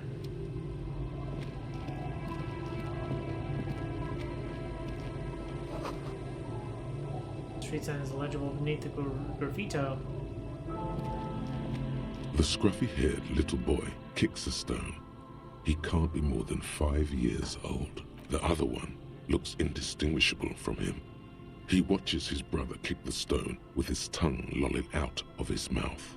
He must be Lillian's twins. This one doesn't say anything, kicking the concrete with his worn-out sneaker. Lily's our mum. I already said that. The stone kicker laughs suddenly. His head is too large for his shoulders. The other one laughs as well. Wow, so intellectually stimulating. You guys look identical. The stone-kicking one becomes frantic all of a sudden, as if that's something to be scared of. The obvious fact that you just stated. He looks just like me. Yeah, I said that. The boy doesn't answer. His brother throws another rock. Both of their hair is covered in some kind of dirt. The rock kicker was just being shy, but now he's enthusiastic. Hey! You're bad with kids. I am, yes. It's impossible to be good with kids, they're too stupid. Don't worry, everyone is. How about we do some police work now? We're not getting anything here. Alright. Start to see the details and colors all warm, welcoming, cozy now.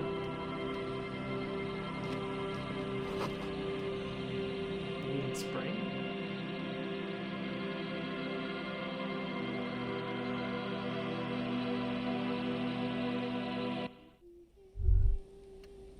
Feel safe and warm in here, not like outside.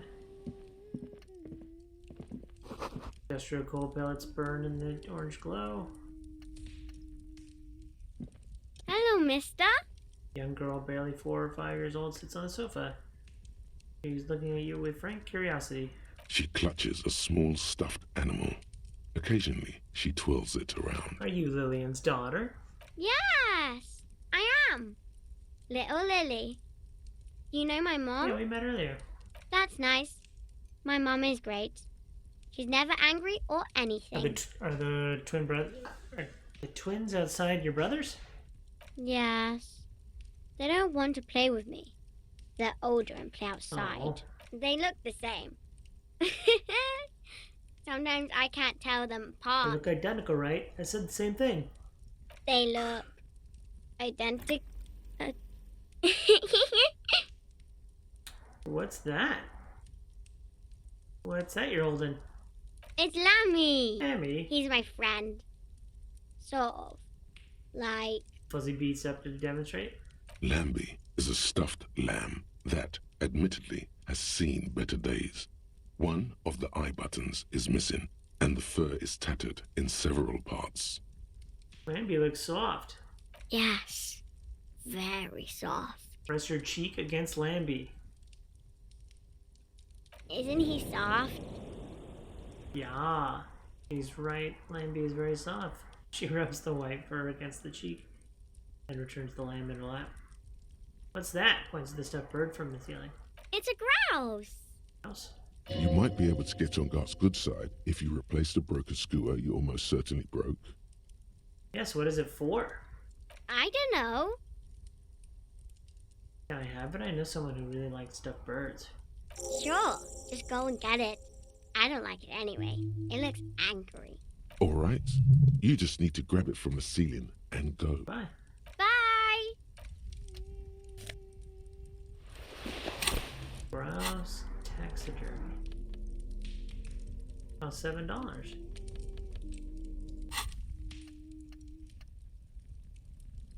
Hi, little Lily.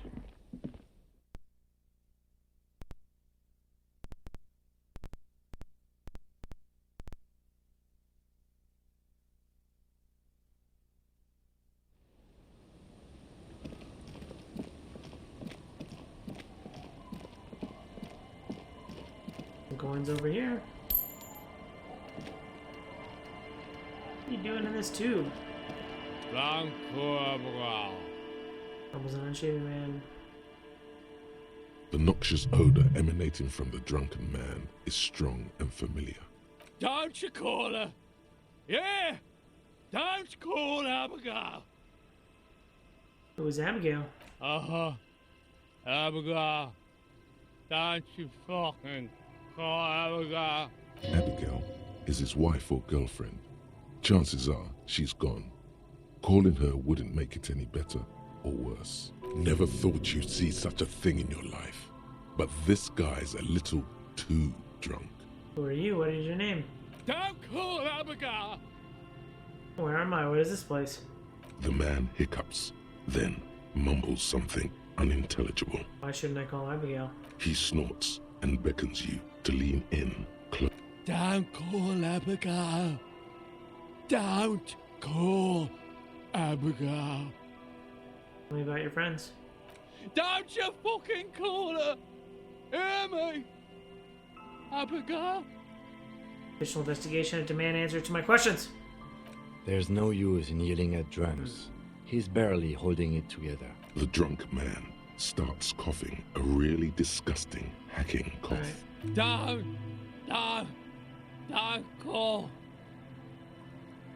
There was little chance he'd be a reliable witness anyway.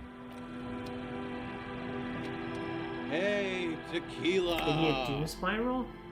A 30-something man clad in two-piece Lycra TM tracksuit puts down his Pilsner and extends his hand in a greeting. Pilsner before noon? Good to see you. How's business? How's the whole reality situation treating you? Take his hand. So what's happening? Wait, tequila? Yeah, Tequila Sunset. How are the, high-concept, reality-based adventures proceeding? Good. These people know your true name. Looks like it has preceded you, Mr. Sunset. More on that later. Reality? It makes me aggressively sad. I have re-entered reality to conquer it, to bend it to my will. I am the law. I'm on a 50-year losing streak. That's harsh. I'm like 3 or maybe 4 years into mine. Wait, no. Make it 5. It looks like he's at his shit-stained Lycra with a grim expression. Things aren't going super well for Idiot Doom Spiral either. Haven't found those keys yet, haven't won that great piece of ass back. No word from my business buddies. He takes a sip from his beer. This guy's your buddy. You feel it immediately. You belong to an organization, a fraternity of drunks. What are you guys doing around here? We are saving the world. Please don't go. Don't go. Begs the man in the pipe. Okay, we're drinking. We're drinking alcohol. That's what we're doing. I tried to save the world once, a long time ago, with enterprise, creativity, and willpower. But that didn't work out. So now, it's a pirate's life for me. Could you and your pals sign this No. What is a Tequila Sunset? Keep saying. It's you. Your Tequila Sunset. How do you know this? We've met before. Don't you remember? No, you sure don't. Nope. Aha. Do you want to know how Tequila Sunset came to be? Boy, do I. Tequila Sunset. Something ominous there. Go ahead. Let me take a sip to moisten up my chords. Tequila Sunset rolled into Martinez last Friday, and by Tequila Sunset, I mean you. The man, the myth. You met on Friday? Hey, let's not jump ahead of ourselves. This is your story. Stop interrupting. Takes another sip, then continues. You got here on Friday to solve a case, hoping to be the early bird who gets the worm. And by the worm, I mean the buzz. Because as far as I know, all you did was get piss drunk. Word on the street is you went around the local hostel telling people that you're a police officer, and that it would be really fucked up if you shot yourself in the head, in front of them. That's pretty high concept, if you ask me. No. Oh yeah, that's totally your style. The lieutenant's brow is furrowed. He's listening as casually as he can. Oh yeah, not the first time this comes This comes up cough awkwardly. Please continue. It was a late Saturday night when we, the Union of Moribund Alcoholics, were getting our drink on. Nothing remarkable about this. We get our drink on 24/7. Makes everything warm and glowy. I trust you know the feeling. Sure do, apparently. One moment we hear the sound of a motor carriage revving up somewhere on the plaza, followed by a series of dings and bangs. Do you remember the sound of wood cracking? The billboard? no. Naturally, loud noises pique the interest of anybody owning a pair of ears. That's just the reality we're in. Naturally. Anyway, there was a brief silence. A gasp of silence, if you will, followed by a real commotion. We heard the carriage careening towards the coast at top speed. Oh, no. Sounded like someone jumped the canal. We grabbed our brewskis and rushed to the jetty. Never underestimate the speed of an alcoholic. All right. What we saw was a sight to behold. A beat-up police carriage containing you. Right there on the beach. You revved the engine and screamed at the top of your lungs, "The time hath come!"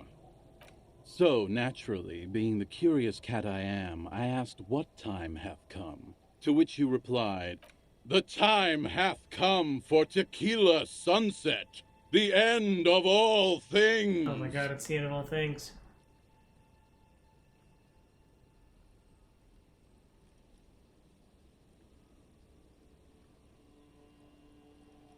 Say nothing, it's more dignified that way. After which, your reality contracted. You jammed the pedal, plowed right off the jetty, and through the ice. We ran towards the ice, whilst you crawled your way out, miraculously unhurt, covered in seaweed and shit, like some kind of sea monster. When we finally got there, you were sitting on the beach crying. You said that your badge and uniform were in the car. It was too late to get in there, though. The carriage had sunk too deep. I feel like I'm wearing it now. Recognizing a brother in need, we offered our condolences and invited you to party with us, which you naturally agreed to. We asked about the whole tequila sunset thing, and you told us it was your name now and insisted that we all call you that from then on. Tequila sunset sounds pretty good. Yeah, I agree. How long do we party for? Hours. It was an all-night drink-a-thon. Then, at some point, I think it was Sunday morning, you got belligerent and wanted to talk about Revacholian women. Uh-oh. How they're beautiful and also whores and so on. How one of them fucked you real bad. After a short while, you crossed the event horizon, looked sullen, got up, and left without saying anything. Wow, that's quite a story.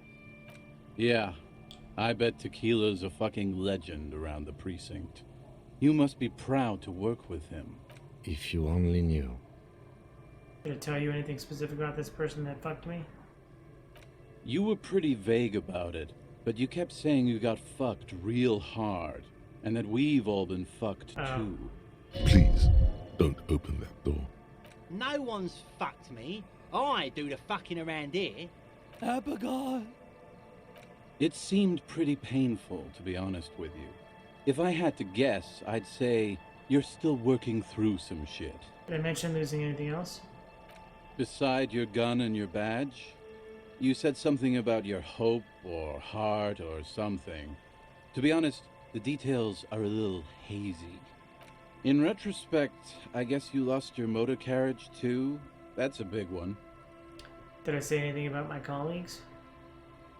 You told us that they were a bunch of fucking losers whose main interest was cramping your style.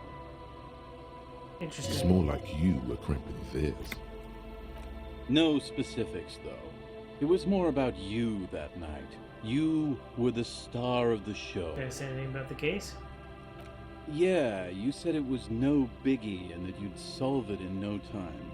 And that you didn't need anyone to do it. You're doing it solo now. Ugh. A lot of cops go solo and hermit once they reach that level of alcoholism. It's not meant as a joke. He's sorry for the hermit cop. Did we talk about politics? Yeah, you kept talking about how the coal mine owners were fucking us all over, just like that woman fucked you. I didn't agree with you, by the way. The spectral hand of the market makes sure everyone gets exactly what they deserve.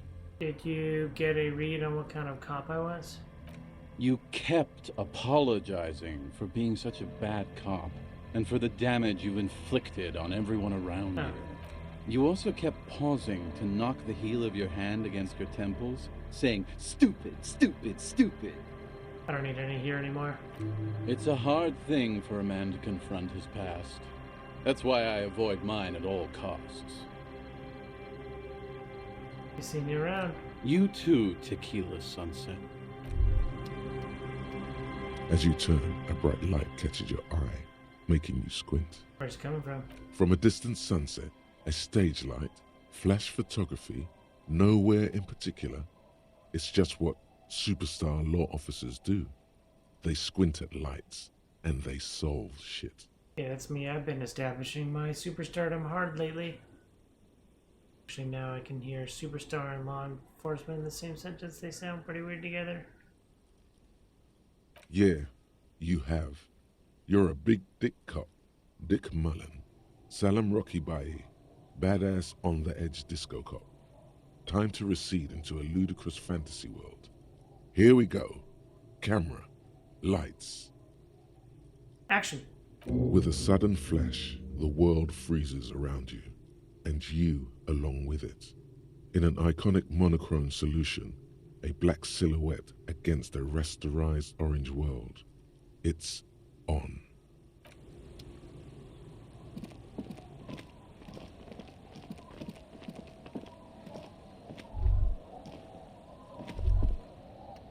A drop in temperature, an easy flow of air, an empty street. Before you, a thoroughfare unjammed with lorries.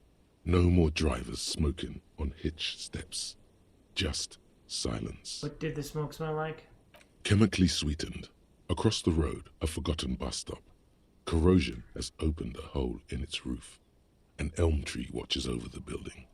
Its branches are dripping with rain and snow. The road is smooth and motley. Craters filled with a black asphalt. The asphalt, first laid, is grey already.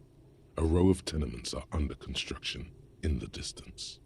Where are the people who live across the road? A tub warm with water, white with soap. A man bathes while radio waves transmit the lottery numbers.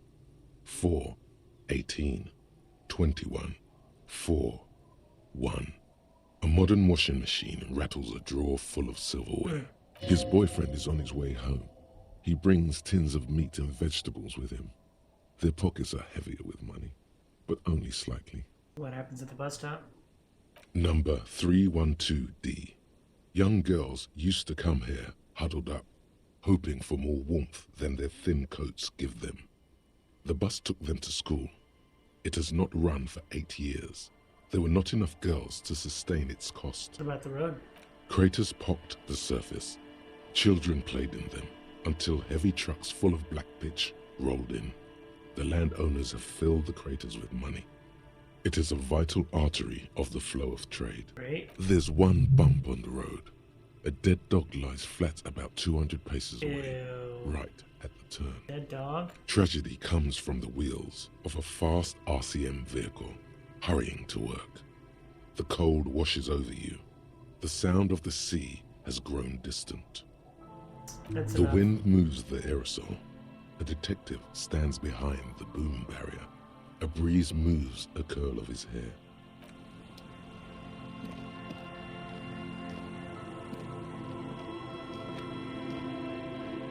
Interesting. Okay, I think before I explore the rest of this place, I need to save it and go to bed.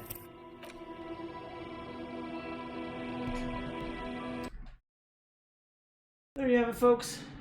A little bit shorter of a session today, but I'm glad that I was able to cross the road. I've got a couple new pieces of equipment. I've got my badge now, which is good. I don't know how much of this is going to be pertinent to the case, But I could be helping Evart, even though I think I'm going to forge the signature there. Man, am I supposed... Like, he definitely seems like he's doing good, but I just don't trust him as like a mob boss. Yeah, I'm very interested to see kind of what's left on this coast to go explore. I've got a new place to stay, which is really great. So I'm making a lot of pretty good progress. And I'm excited to talk to more people on this coastal city. But again, it's not related to like the main case, and so that makes me feel like I'm just doing a lot of side mission stuff. And again, I'm kind of trying to get to the point a little bit here, but yeah, we'll see what happens in the next one. Yeah, I feel like I'm a little bit sidetracking, and I don't know that that's completely my fault, but I guess there's more leads to follow, so I'll be looking into that. Thanks for watching. I hope you enjoyed this content. If you do, follow, like, and subscribe to me on YouTube and Twitch so you can see more great content like this. I'll have the links down below in the description. Thanks again. I hope you have a super day. I hope you have a super week. And I hope you have a super day. Bye!